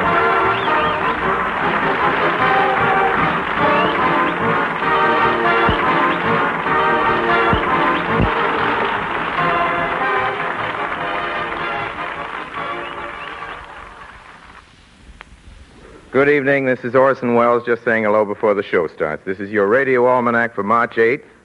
The moon entered Virgo this morning. The moon in Virgo is a nice, sociable sign, friendly and helpful, like the man who sells you your mobile gas. Prudence Pratt, I think we've got a minute for a household hint. The white of an egg and a few drops of lemon juice will enable you to whip coffee cream. Doesn't taste very good, though.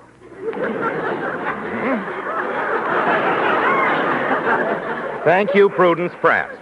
And now our Wonders of Science Department, Colonel P. Bristle. Chicle, which comes from the equatorial jungles, is the basis of all chewing gum. To prevent chewing gum from becoming matted in the eyebrows, stop blowing such big bubbles. Welcome, one and all, to the sign of the Flying Red Horse. Tonight and every week at the same time, over these same stations, the makers of Mobile Gas and Mobile Oil bring you Orson Welles.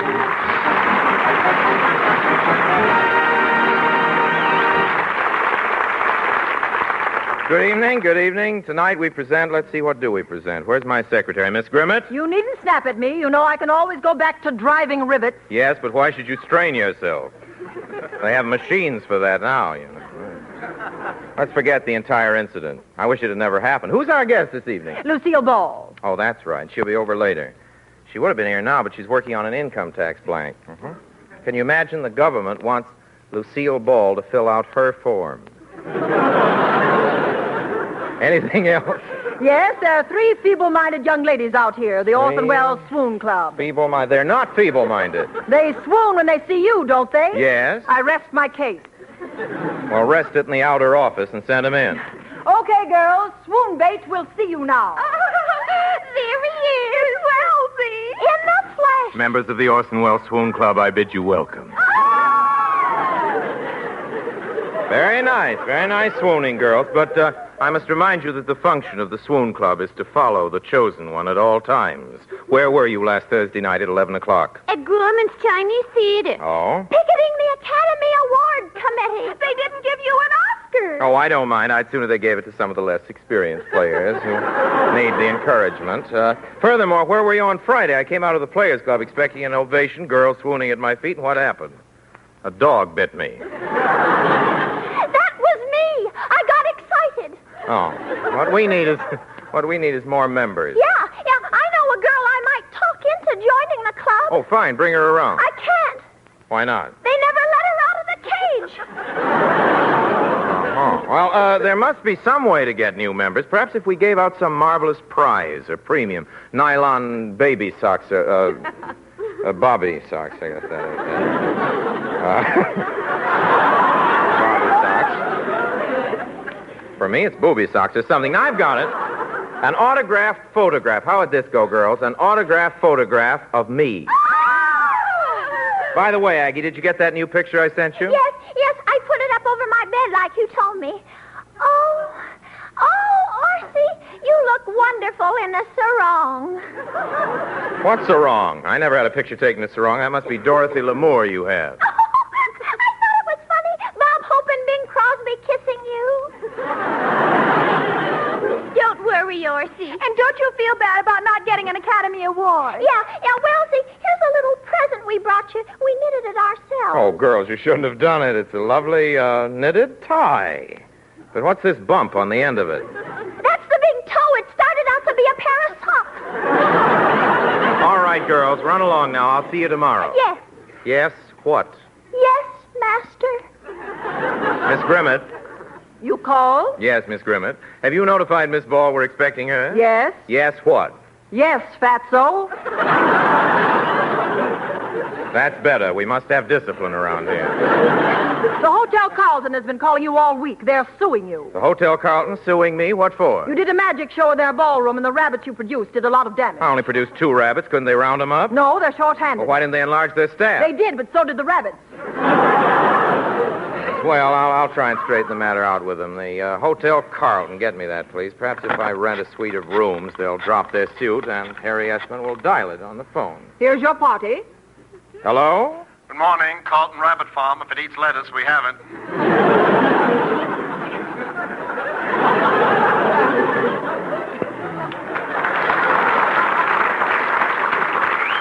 Isn't this the Carlton Hotel? Formerly the Carlton Hotel. Now we're in the rabbit business. Well, this is Orson Welles. I feel I've done you people an injustice with my rabbit show, and to make up for it, I'd like to rent a suite of rooms at your establishment. One moment, please. Hello? Sorry, we can't give you a room. Did you tell the manager it's for Orson Welles? Yes? What'd he say? Nothing. Just keeps staring at me with his big pink eyes.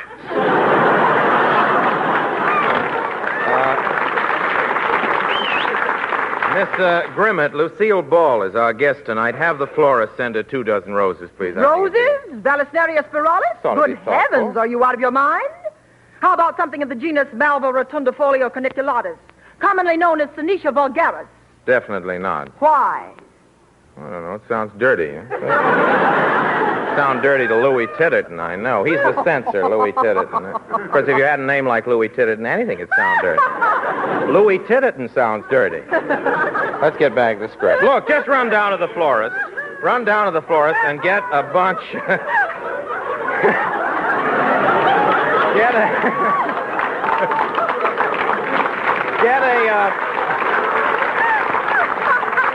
Run down to the florist and get a bunch of the genus Magnesius perhuvus pragelcarcus.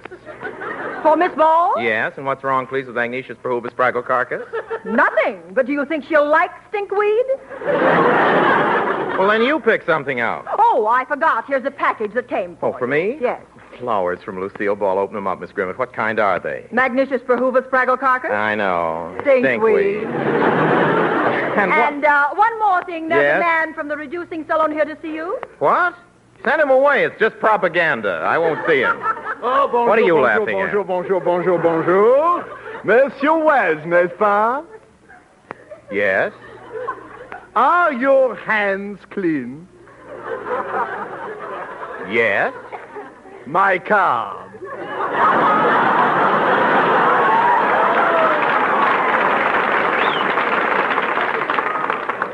Never mind, I will read it to you. Presenting Jacques-François Louis-Philippe Pepe Moishe de Champagne. How do you do? How would you like to have an estimate on a new body, eh? We give you complete renovation. I do not need complete renovation. Oh, let me look you over. Ooh la la, you are one big fellow. Certainly I'm one big fellow. What do you think I was, 2 little ones? Allons, we take out the tape measure. We measure the chest. 40 inches. Take a deep breath, please. Chest expanded, 39 and a half. Well, I expand from the inside. I'm no show-off. Hips. No. Hips have to tie 2 tape measures together. Nonsense. No. You cannot argue with me. I know if a person is too heavy. I've not worked 15 years for nothing in Bullock's basement. I am the girdle coordinator. Girdle coordinator? What's that? If a size 44 tries to get into a size 38, I help push. Sure, you must leave the ladies breathless.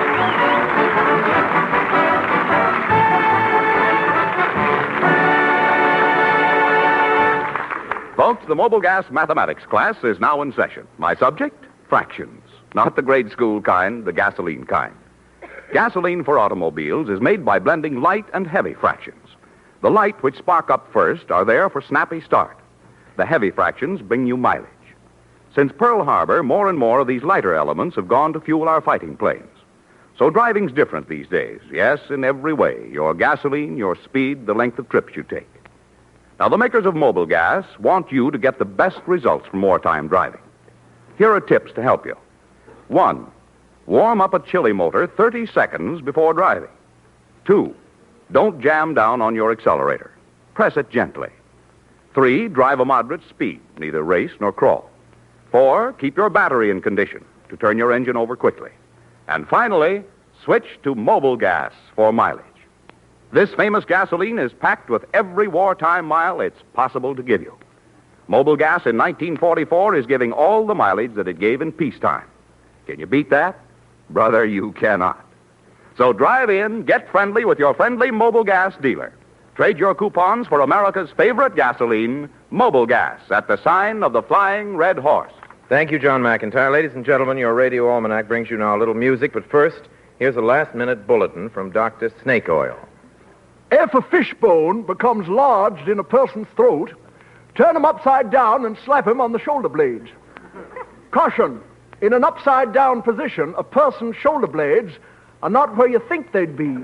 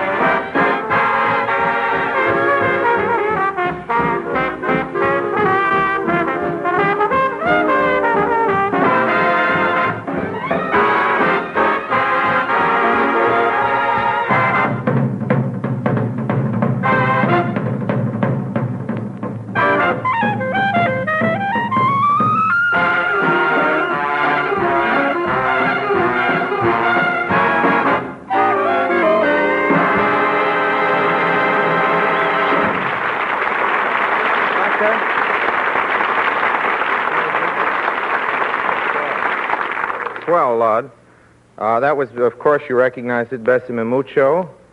Lud Gluskin playing it. It's an extraordinary name, Lud Gluskin, isn't it? Sounds like an unborn burp. Back to our script. And here's our guest of the evening, ladies and gentlemen. An enthusiasm I know you share with me, Miss Lucille Ball.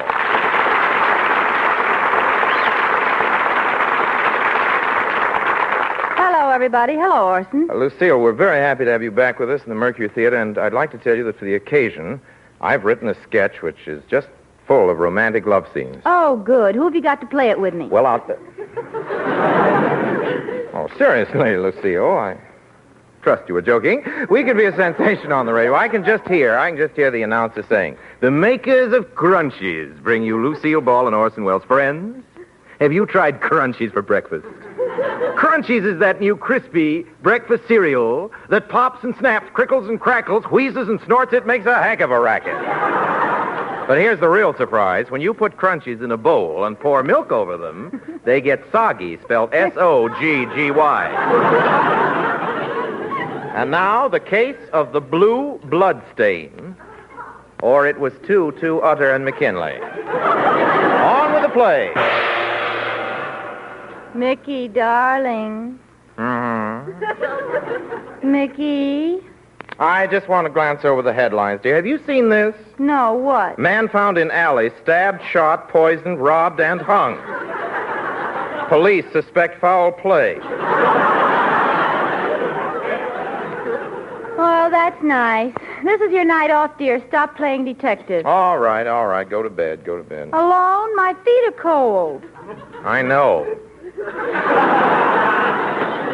Mickey, where were you last night? Oh, Dora, don't be silly. You know how I feel about you. You're the 8th wonder of the world.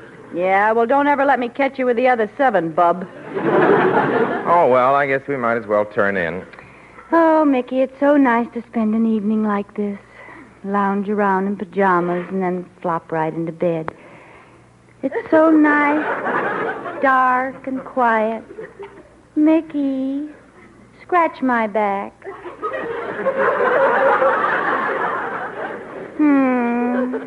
Mickey, is your circulation good? Your hand feels so cold. Mickey? Mickey? What do you want, dear? I'm in here brushing my teeth. You say something, Dora? I screamed. Well, please don't. The neighbors will think I'm beating you again. There's somebody in that bed and he's cold. Well, throw another blanket on him, dear.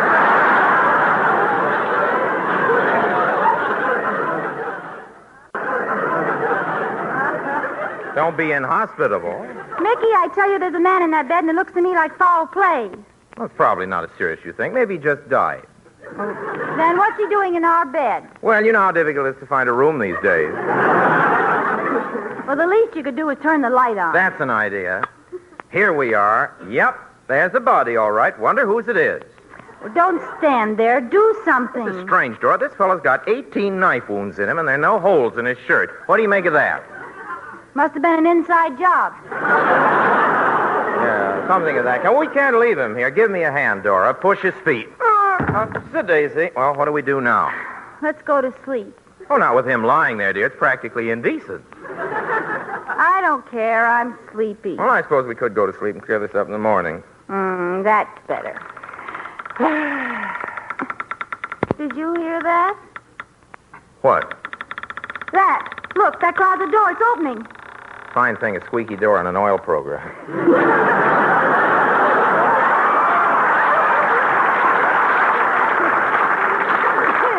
Mickey. Yes? Mickey, there's somebody in that closet. What's the matter? Scared to go in there? Of course not. I'm not scared. I'm a detective. I must be brave. I must be strong. I must be courageous. I must be going. So long. You come back here. Come back here. Mickey. Yes? You know that body we just took out of our bed? Yes? He brought a friend. So he did. So he did. So he did.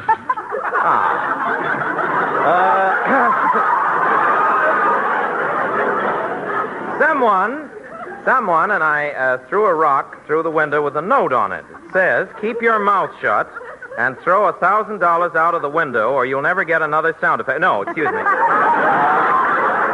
Keep your mouth shut and throw $1,000 out of the window or there'll be 4 bodies in your room. $1,000. We haven't got $1,000. Another rock with a note on it. It says, P.S. I'll settle for $950. Stay here, dear. I'm going to take a look in the kitchen. Well, hurry back, dear. These two aren't much on conversation, you know. Dora, come here quickly! Mickey! Dora! Dora! What are you doing up on that chair? Did you see another body? No, a mouse.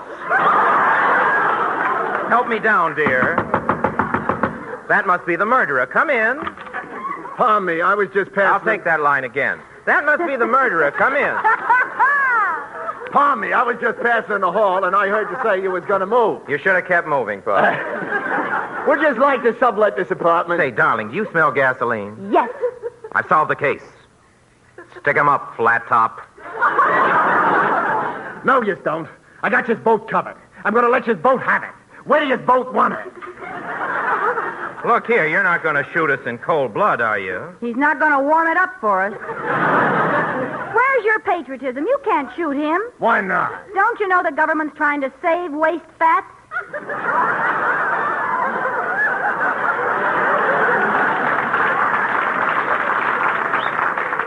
does it.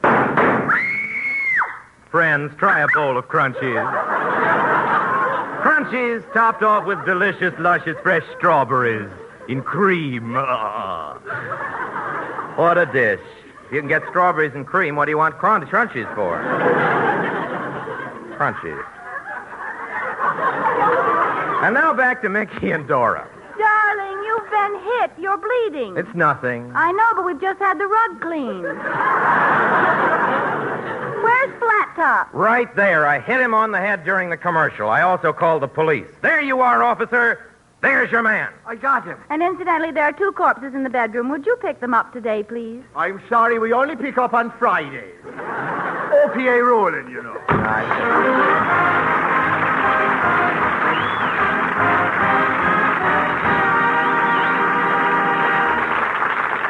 Friends, not long ago, we checked 10,000 cars, and what'd we find? 6 out of every 10 needed fresh oil. Now, neglect like that encourages burned bearings, worn-out cylinder walls, and wasted gasoline. It's not enough to have your crankcase full. The point is, are you sure that oil is clean?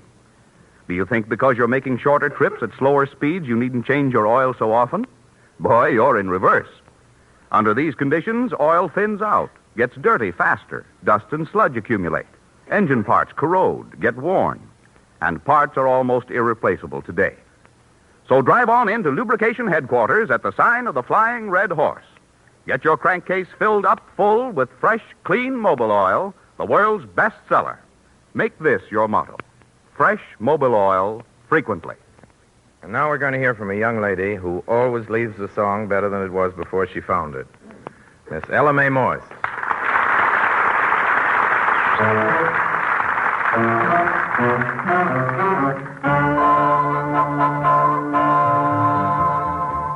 You've seen him up and down the avenue, and now he's wearing the navy blue.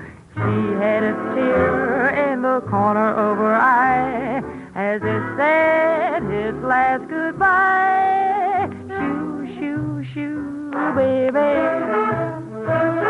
Shoo, shoo, shoo, baby. Shoo, shoo, shoo, baby. Your papa's off to the 7 seas. Now don't cry, baby. Don't sigh, baby. Bye, bye, bye, baby. When I come back, we'll live a life of ease.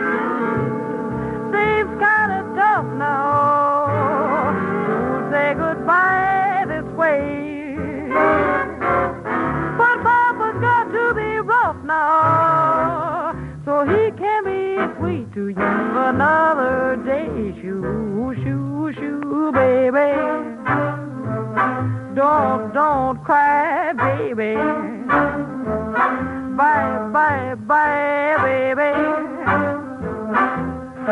Papa's off to the 7 seas.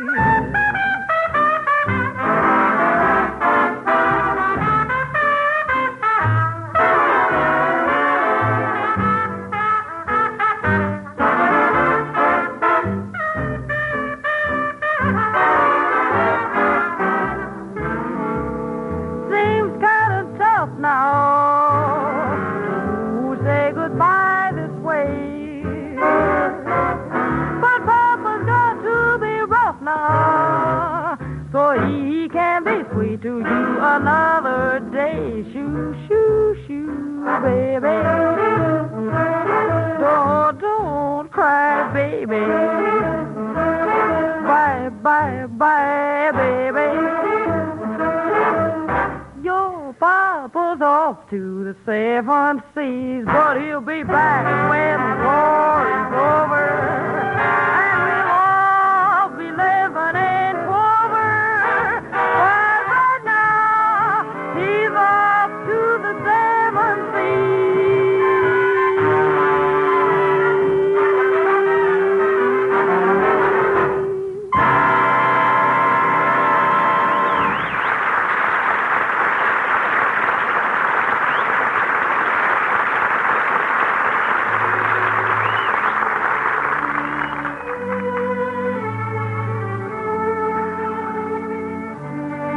Ladies and gentlemen, the serious side of your Radio Almanac is dedicated tonight to that solemn assumption upon which the peoples of the earth have erected their democracies. The immense premise that every man belongs to all men. This, I think, is nowhere better said than in the devotion of John Donne's I'm going to quote from. You'll recognize in it the source of a Hemingway title.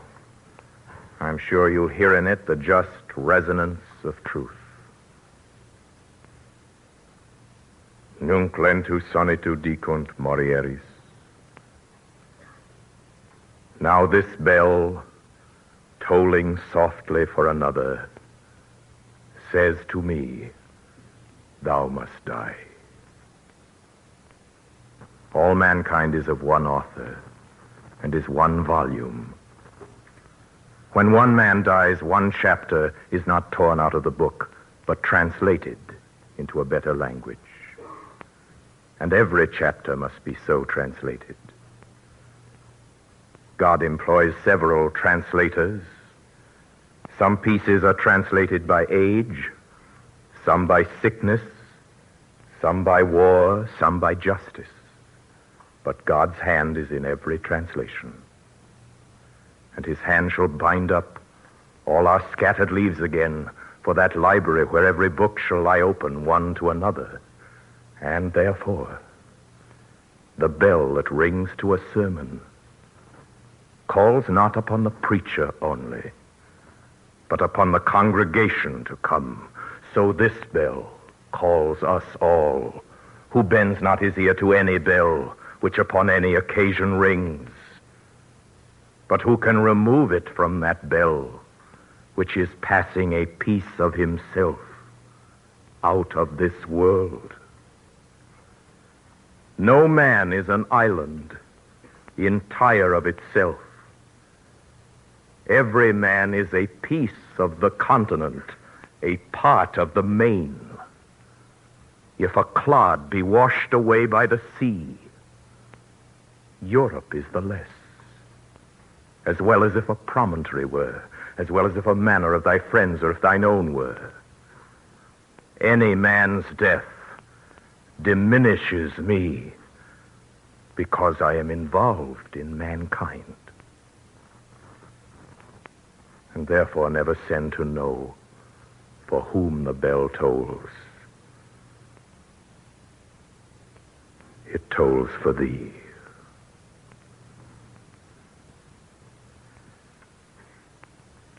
Well, it's time to say good night now, everybody. Please join us again next Wednesday night. Until then, my sponsors, the makers of Mobil Gas and Mobil Oil, and all of us in the Mercury Theater, remain as always, obediently yours.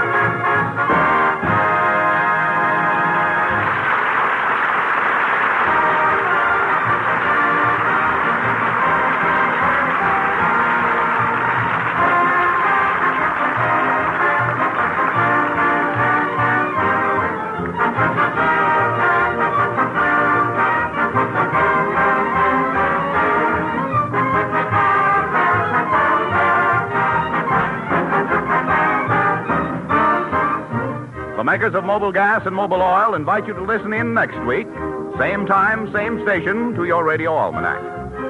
Mr. Wells' guest is Charles Laughton. Lucille Ball appeared through the courtesy of Metro-Goldwyn-Mayer, producers of Broadway Rhythm. And Ella Mae Morse is soon to be seen featured in Universal's new Olsen and Johnson comedy, The Ghost Catchers. John McIntyre speaking.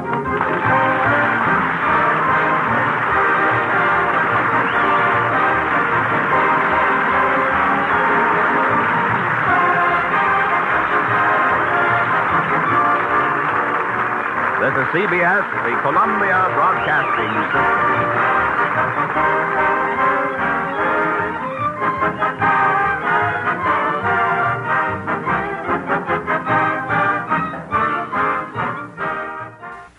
Good evening. This is Orson Welles. This is your Radio Almanac. Our astrology department says the moon is in Sagittarius, which controls the hips and thighs. This should be a great night at the Palladium. We've just got time before the show starts for a health hint from our home physician. There are 2 cures for hiccups. 1, frighten the patient. 2, take his bottle away. Thank you, Dr. Snake Oil. And now a word for the housewife, Prudence Pratt. To stop a child from sucking his thumb, apply chocolate syrup to thumb. Then show child that syrup is kept in cupboard. He will then suck around the cupboard.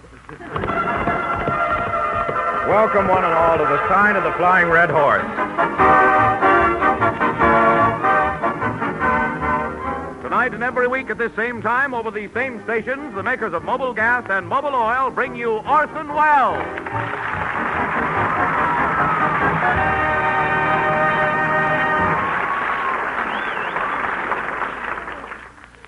Hello? Orson Welles speaking. Oh, darling. Where are you? What? What? Why didn't you tell me? Oh, at what time? Gee. 10:23 this morning. Really? 8.5 pounds. Darling, I'm the happiest man in the world. I'll be home as soon as the program's over. Where's my secretary, Miss Grimmett? Yes? Bundle from heaven. Did you hear that? Yes, I did, Mr. Wells. Does that mean... Yes, finally got my laundry back. Well, Miss Grimmett, what's the first business for the day? The man is waiting for you from the reducing salon. And also... That French masseur, will you please tell me, Miss Grimmett, why you hired that man to give me reducing treatments? I don't often repeat it, but it has been said that Wells has a figure to brag about. Yes, and what Wells brags about, drags about.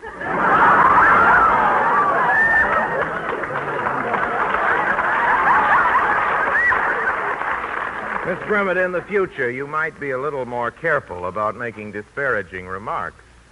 You might find yourself unemployed on your 26th birthday. Oh, Mr. Wells, do you really think I look 25?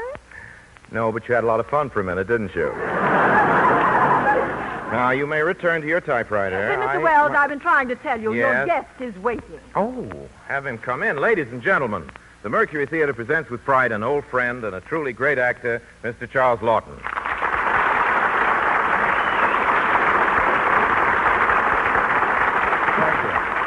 Orson, I know I promised to be your guest, but my mind isn't in it. Oh? You must help me out with the problem I've got.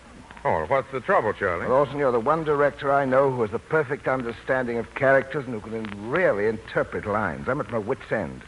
Would you tell me what do these lines mean?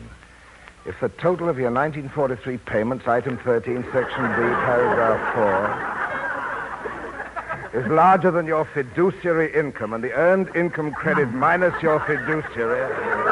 Let me see that, Charlie. You may take deductions for depreciation, obsolescence, and amortization of emergency facilities. What does amortization mean? Who knows, old boy? I gave up on fiduciary. Control yourself, Charlie. Now, here's something we can all understand. A married person living with husband or wife, if only one return or a joint return is filed, or head of a family, 40%, plus 2% for each dependent of line 4, but not more than $1,000. Plus 100% of each dependent. Stick 'em up, Dick Tracy. I got you covered. How does that get in there? Look what I found, an explanation of amortization. Oh, really? What does it say? Amortization is a fiduciary. It's driving me mad. I've been working on it for weeks. I've worn myself down to a shadow. Yes, but that shadow still covers quite a lot of ground. Mr. Wells, please. The man is waiting from the reducing salon. Send him in. I know just where he can start into work. Bonjour, bonjour, Monsieur Wells. You're ready for the reducing treatment, huh? Ooh la la, Mr. Wells, you've gained 20 pounds in the hip. Take your clammy paws off me. Mon Dieu, I've been talking to the wrong man. I must put on the eyeglasses. Well, there, huh? Good heavens, I did not see the beard. That's Charles Laughton, and he has no beard. No beard? Oh, damn this fuzz on my eyeglasses. There. Oh, now I can see your face more clearly. Anybody see where that fuzz went? Well, Mr. Wells, how about the reducing treatment? Well, frankly, and without mentioning names, there are others around here who need it more. Now, that isn't fair, Orson, making fun of my shape like that just because you've got a military figure. Oh, I'm sorry, Charlie. Military figure, eh? Yes. It breaks ranks when it ought to fall in.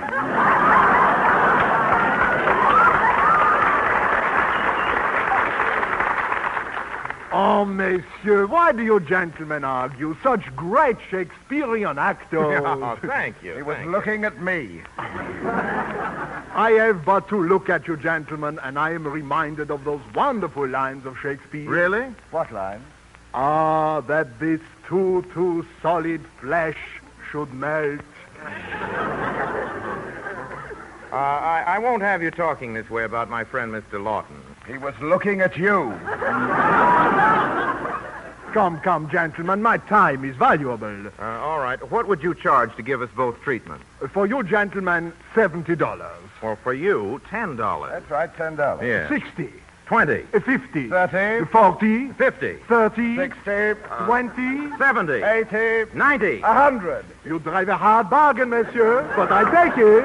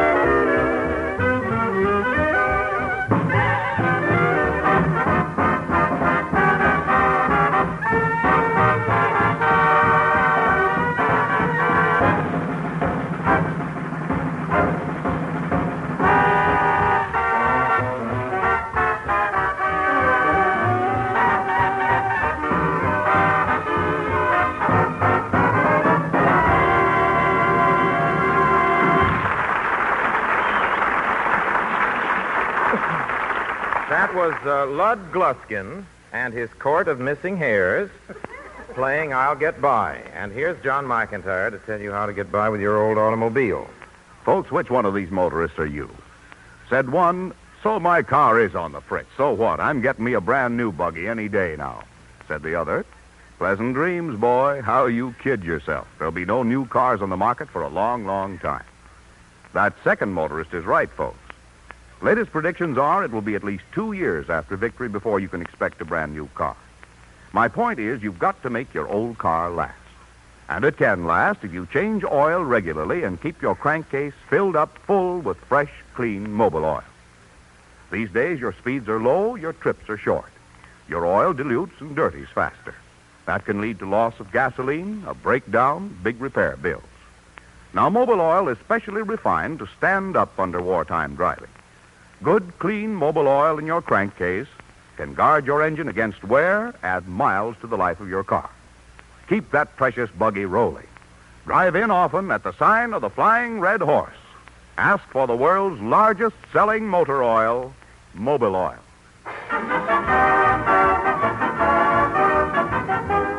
Ladies and gentlemen, we bring you now an unexpurgated biography, The Private Life of Charles Laughton.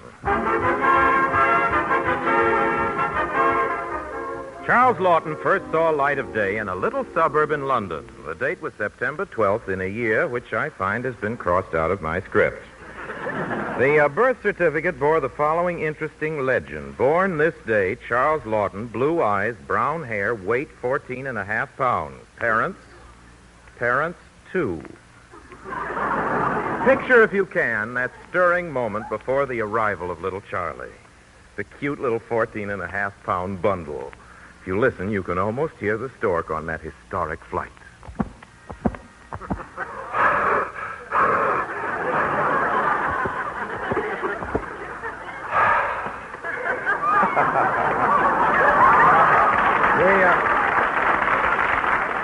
We see in our mind's eye the first meeting of mother and child. The mother looks down at little Charlie.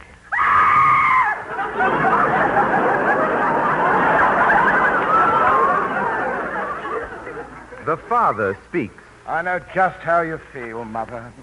Oh, no, I'm sorry I screamed. He is beautiful, isn't he? Frankly, dear, he looks like the third item on a scavenger hunt. Look at him. He's trying to talk. Isn't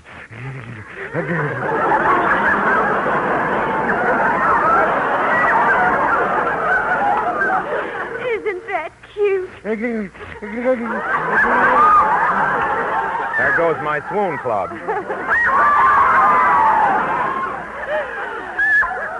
You know, we're rather lucky he was born today. Just think, in 6 short months from now, on March 15th, we can list him as part of our fiduciary income.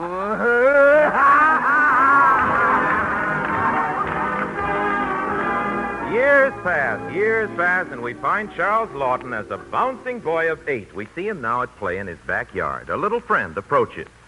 Hello, Tubby. What you got? Don't call me Tubby, Chubby. Sorry, Fatso. What you got? Bar of chocolate. Want a piece? Yuts. Too late. I got it in my mouth. Stingy. Don't call me stingy. Anybody calls me stingy's got to fight. You want to fight? You want to fight? Yeah, I want to fight. All right, take your coat off. There, I got me coat off. It's much cooler that way, isn't it? Now, come on with me. I got an idea. Let's play with the girls. I don't want to. How old are you? I don't know whether I'm 7 or 8. Do you like kissing girls? No. You're 7.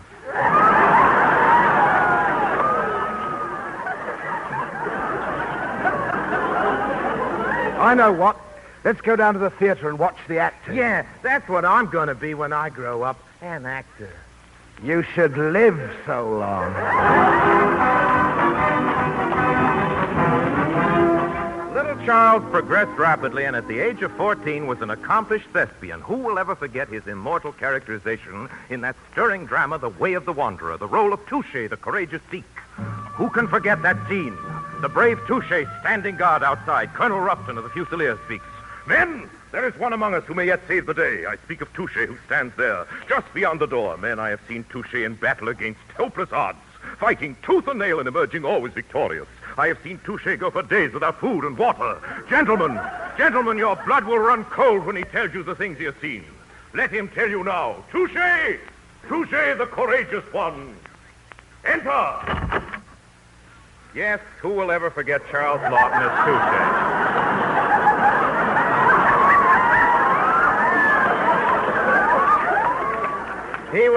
He was so magnificent as Touché that from that day forward, Charles Laughton was never out of the theater. 1916. Here you are, folks. Get your peanuts, popcorn, Cracker Jack.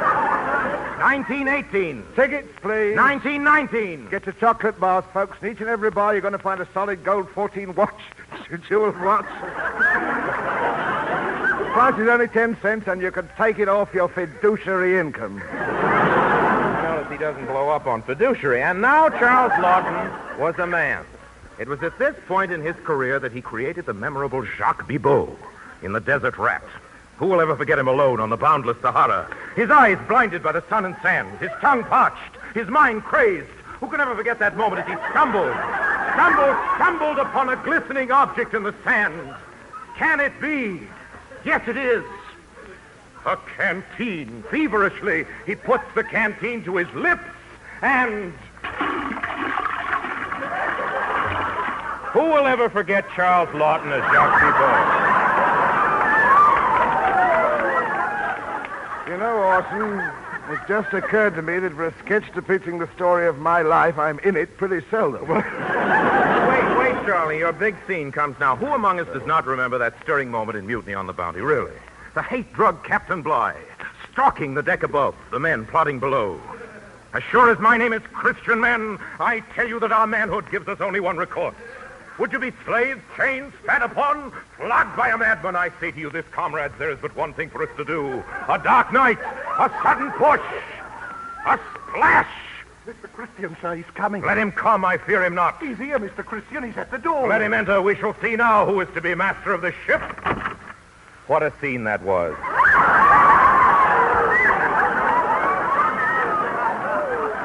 Who would ever forget Orson Welles as Mr. Christian?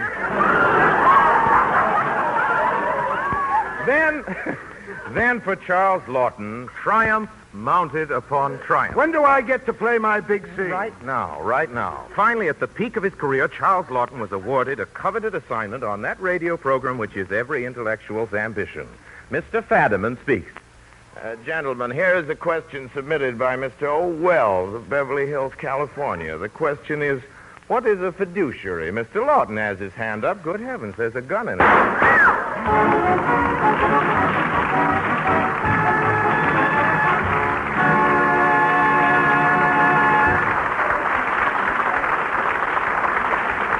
Ladies and gentlemen, in a little while, Charles Laughton is coming back to the microphone. Seriously, we're going to do a scene together from Shakespeare. But now it's time for some music. We bring you 3 minutes of jazz. Many of you listening have never heard it before. What you've heard are jazz ideas, slicked up by commercial arrangers and jazz musicians. Real jazz is only available on records unless you're willing to go out and look for it and don't mind late hours. It's worth the trouble. The hit tunes, hit arrangements, and hit bands may spoil your ear for it at first, but nobody who's ever made an honest effort to find out about it has ever failed to end up as a jazz enthusiast. The whole thing started in that good time, wide open, all-night carnival city, which was New Orleans before the last war. Jazz bands playing the riverboats carried this new kind of music up to Chicago. From there, it spread all over the world and influenced all popular music and the greater part of what's called serious music. I'm not going to try to explain what it is, but I would like to point out that jazz is art for art's sake, if ever there was such a thing. It's music musicians play for themselves, for their own satisfaction, the way they like it. The men we've gathered in the studio to play jazz tonight are by general acknowledgement among the finest instrumentalists on earth. They are the great men of jazz, and their appearance together is a musical event. We bring you now what is probably the only existing jazz band. Experts will recognize these men when they hear them, but I'm proud to list their names. Mutt Carey, trumpet. Kid Ory, trombone. Clarinet, Jimmy Noon. Piano, Buster Wilson. Guitar, Bud Scott. Bass, Ed Garland. Drums, Zooty Singleton. They're going to play High Society.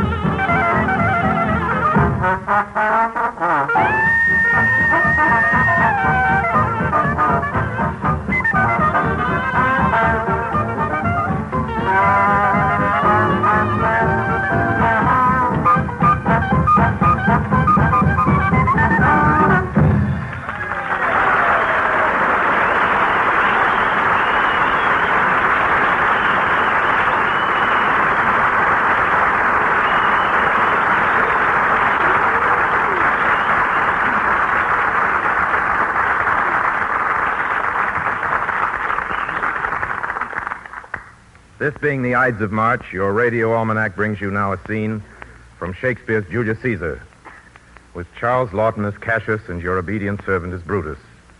This is the famous quarrel scene.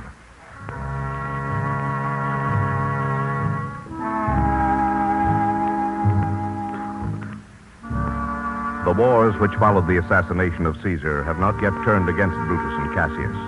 But things are not well for them, and their disagreements have almost ended their old friendship. It is dusk.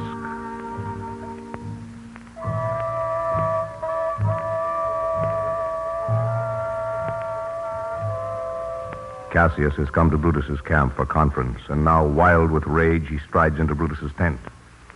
That you have wronged me doth appear in this.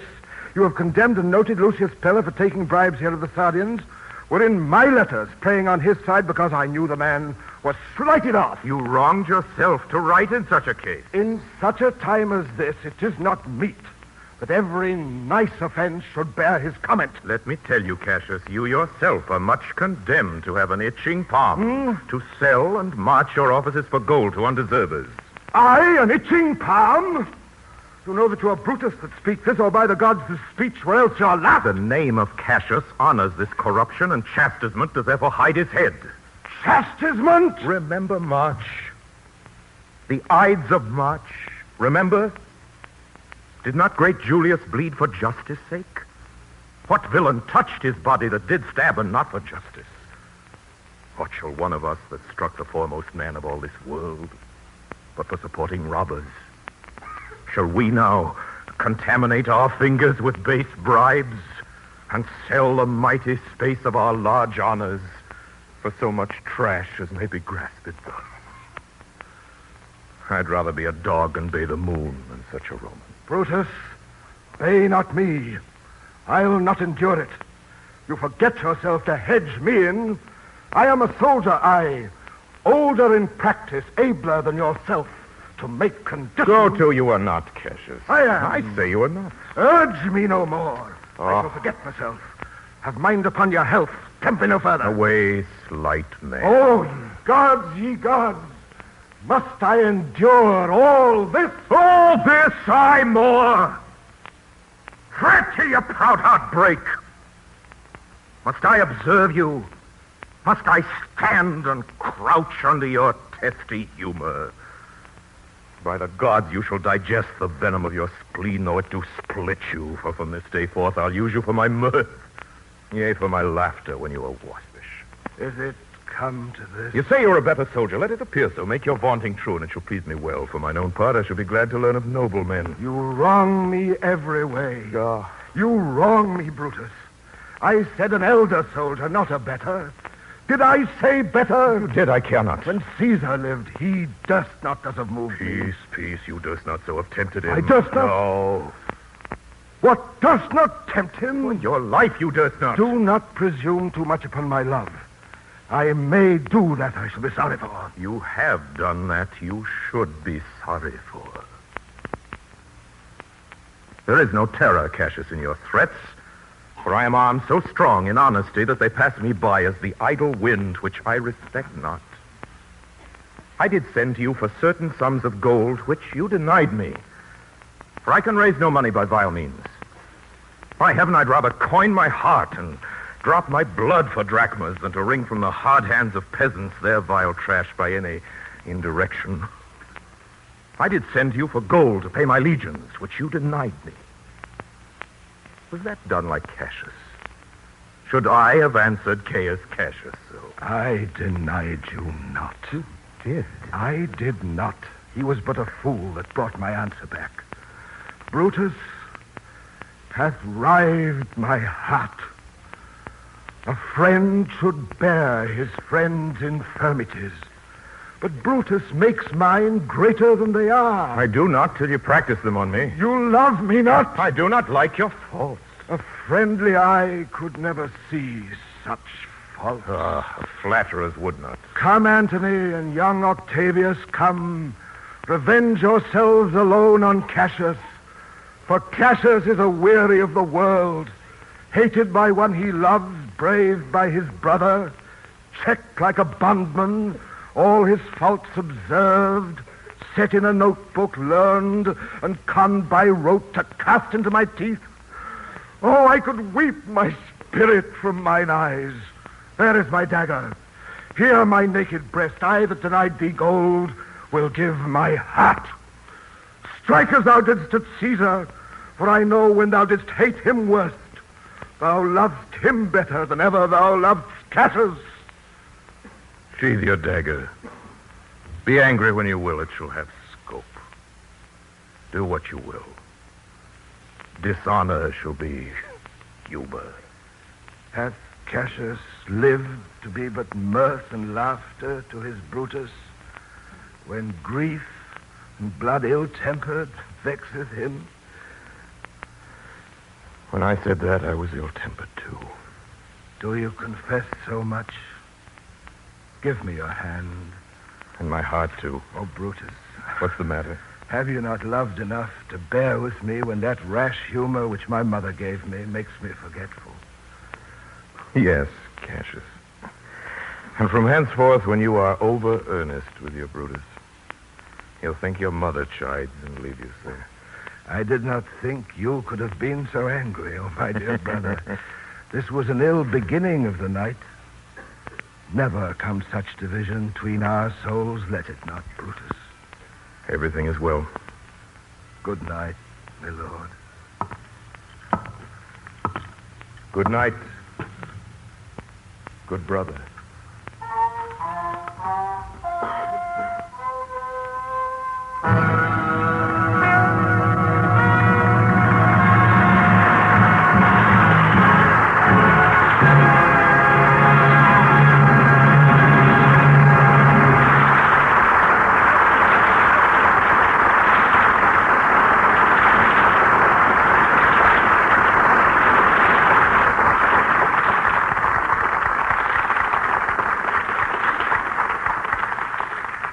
Some say coupon, some say coupon.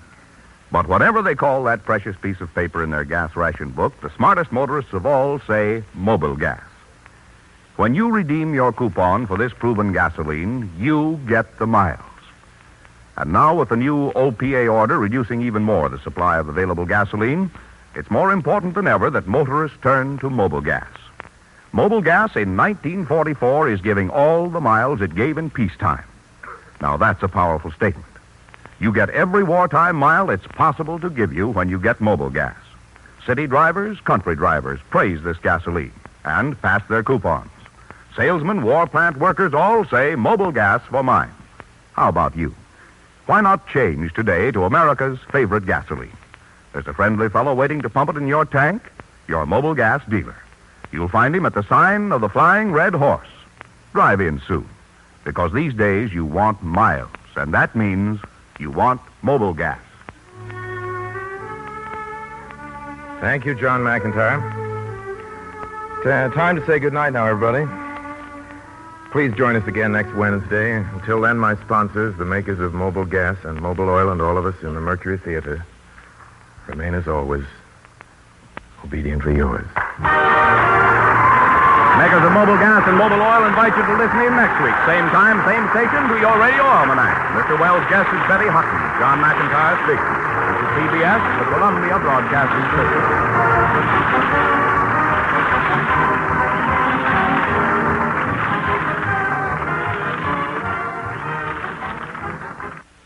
That was the first part of the series of the Radio Almanac with Orson Welles as broadcasted in 1944. We will have more next week. Well, that is it for this week of Airchecks. Airchecks is a 3-hour podcast uploaded every Saturday as well as broadcasted every Sunday at noon, Pacific Time, on the K-Tai Radio Network. See you at the same time and same channel.